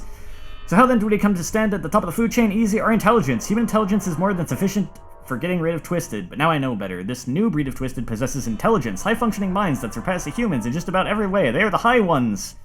I've known you for a long time. As apprentices of the scientist Oz, the pride of the 20th century, we worked together for world peace and scientific breakthroughs. Even after we parted ways, you're the only person I considered a true friend. Cowardly Lion, let's dispense with the code names. Maida, human history is coming to a close. We will succumb to the High Ones. The world will end. I pray your final hours will be peaceful ones. The Tin Man / Arthur Powell. What a pessimist. From Toto. Dear Cowardly Lion, I had to stop my decryption software so I could calculate the Babel wormhole energy. 90% of the deleted data should be recovered, though. I also figured out who deliberately deleted that data. There's a shadowy figure squirming around the inside of the Grand Babel. It's moving forward to seize the wormhole from the Twisted, soaking itself in bloody spatters along the way. It bears the loathsome name of Hyde Boer. I'm sure the recovered data will astonish you, Cowardly Lion. I connected the dots. The line they made solved the mystery. Dorothy's faithful dog, Toto. From the Scarecrow. Dear Cowardly Lion, my data indicate that the tactical nuclear missile set to be launched into Grand Central weighs in with an explosive power of 150 to 200 kilotons. More than 10 times larger than the one that fell on Hiroshima. Ugh. That's an understandably sore subject for, anyone from Japan, so it's not surprising they reference that. From the Scarecrow to the Cowardly Lion. Dear Cowardly Lion, Emily Jefferson, Gabriel Monsini, Thelonious Cray, and Kyle Madigan. Did all the strange new Twisted you found so mysterious wind up being connected? If we can find the things they have in common with one another, we should somehow be able to solve the mystery of these High Ones too, but our time is too limited. We'll have to go all out. P.S. Cray's daughter Isabella died in an accident when she was 3. Why is Cray convinced that his dead daughter has turned into a Twisted? Is it the confusion brought on by his own Twisted transformation? A vague answer like that just doesn't cut it for me. Not for me either. Subject, Time Zero, from the Cowardly Lion to Dorothy. Dear Dorothy, all the pieces have fallen into place inside me, and the veil of secrecy has been lifted. I even know where the Twisted need to go. It's just like you said, Dorothy. Somewhere in that place lies the reason the Twisted come to exist. Hydebor called it Time Zero. The Twisted are returning to Time Zero because that's where their mother is. When the mother comes back, all the flaws in the species will be repaired. Dorothy, Aya might very well be a tiny sliver of hope, but I can see a ray of light in that little sliver when you compare it to the miracle of life being brought forth on Earth. I believe in Aya. That's the only duty I can fulfill. P.S. We've moved beyond our roles as fellow students working together in the labs of the great scientist Friedrich Gehrman. We've been calling him the Wizard of Oz, pooling our strengths as servants of science and peace. Even if I should die today, I could never forget you, any of you. Thank you from the bottom of my heart. See you around at the Cowardly Lion. Hey, the one time he's not written to be, like, super creepy. Why couldn't they write him like that more often? From the Scarecrow. Dear Cowardly Lion, just who is Hydebor? I'm unable to arrive at an answer to this question. The following is my guess, extrapolated from a series of events. Hyde may well stand at the top of the High One's hierarchy, as mentioned by the Tin Man. Like Aya Brea, High Ones can pin down changing memories of assorted events. Someone deliberately created a new species of Twisted that was biologically unbalanced. In return for their great intellect and strong bodies, the High Ones sacrificed their ability to reproduce. The High Ones viewed the Twisted's increased reproductive capability as a threat, an evolutionary advantage that could bring about the species' demise. Hyde likely needed to return to Time Zero to keep the High Ones alive.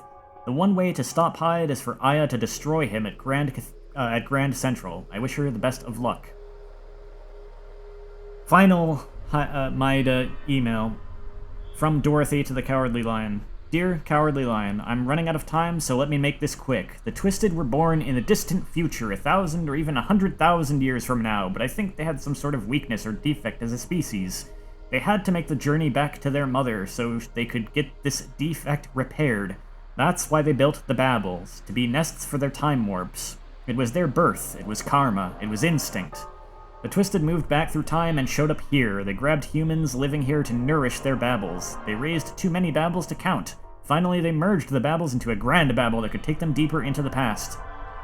Humans didn't start out with a future. Our descendants had already been turned into Twisted Chow.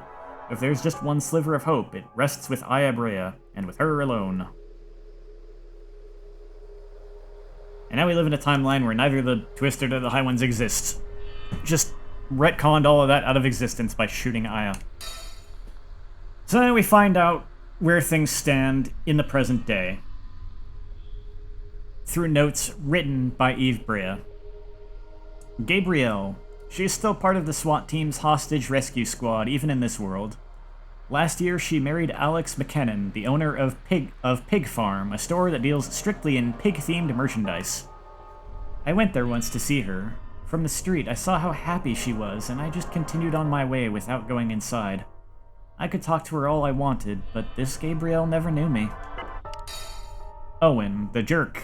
The year after Owen became deputy director of the FBI, he was arrested on suspicion of leaking classified information in exchange for massive amounts of cash. His payoff was diverted to fund an international terrorist organization. Oh. The world may have changed, but Owen was unable to escape the shadowy world of bloodshed and revenge. Blank. I believe Blank is currently working at an agency somewhere, but I can't get a grip on which one exactly. He must still be living under his new legend, the fake personal history he'd created for himself. I pray that a brilliant beam of light will one day shine into the darkness of his solitude. That's my most heartfelt prayer.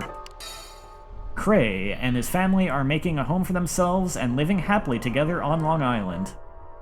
After leaving the military, he established a company dealing in agricultural tools and fertilizers, then started his own landscaping business. He's been pretty successful too. Apparently his skill in designing rose gardens has been recognized at the national level. So Cray had a soft spot for flowers and greenery. It's kinda creepy, but funny too when you think about it. Why is it creepy?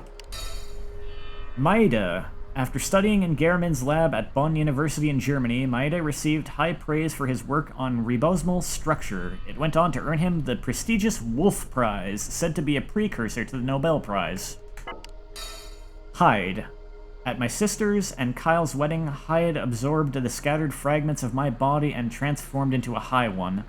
Unlike the original Twisted my sister had produced, the high ones I brought forth possessed intelligence. The trade-off was a lack of reproductive capability, a crucial flaw dooming the survival of the species. The original Twisted had been created in the far distant future, emerging from a wormhole known as Babel and instinctively moving across time.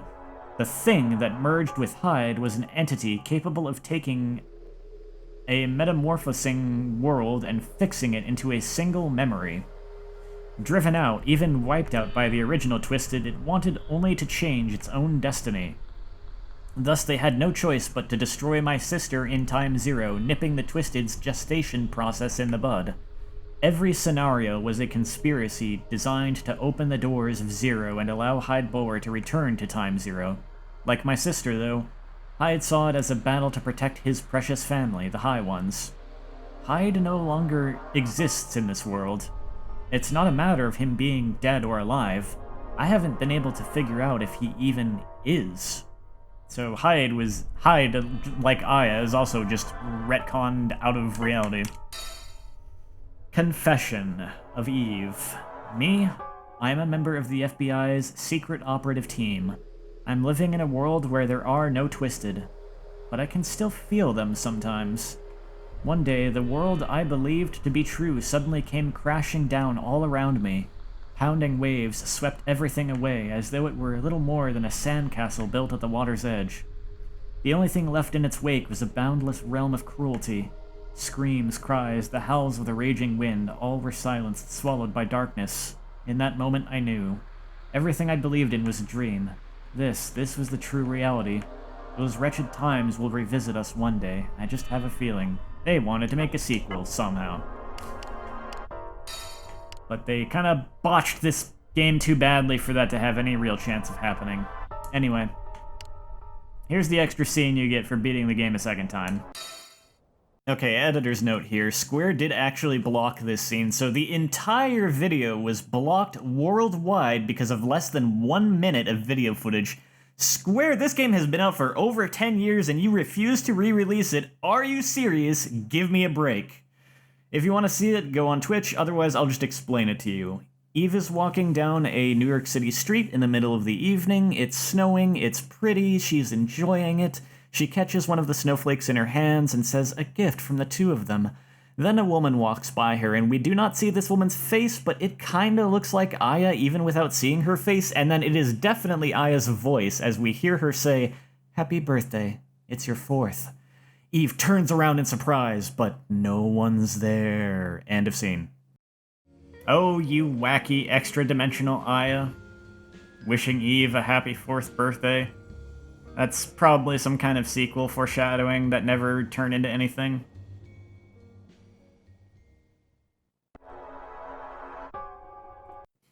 So that was the 3rd birthday. Final thoughts? Game sucks. No, but really, I'm disappointed because even if it didn't seem like it at times, I was honestly really enjoying myself in the first 2 episodes. Even when I was expressing frustration, I was honestly still enjoying the game. But yeah, it fell apart hard. It's a shame. But that's gonna do it for that.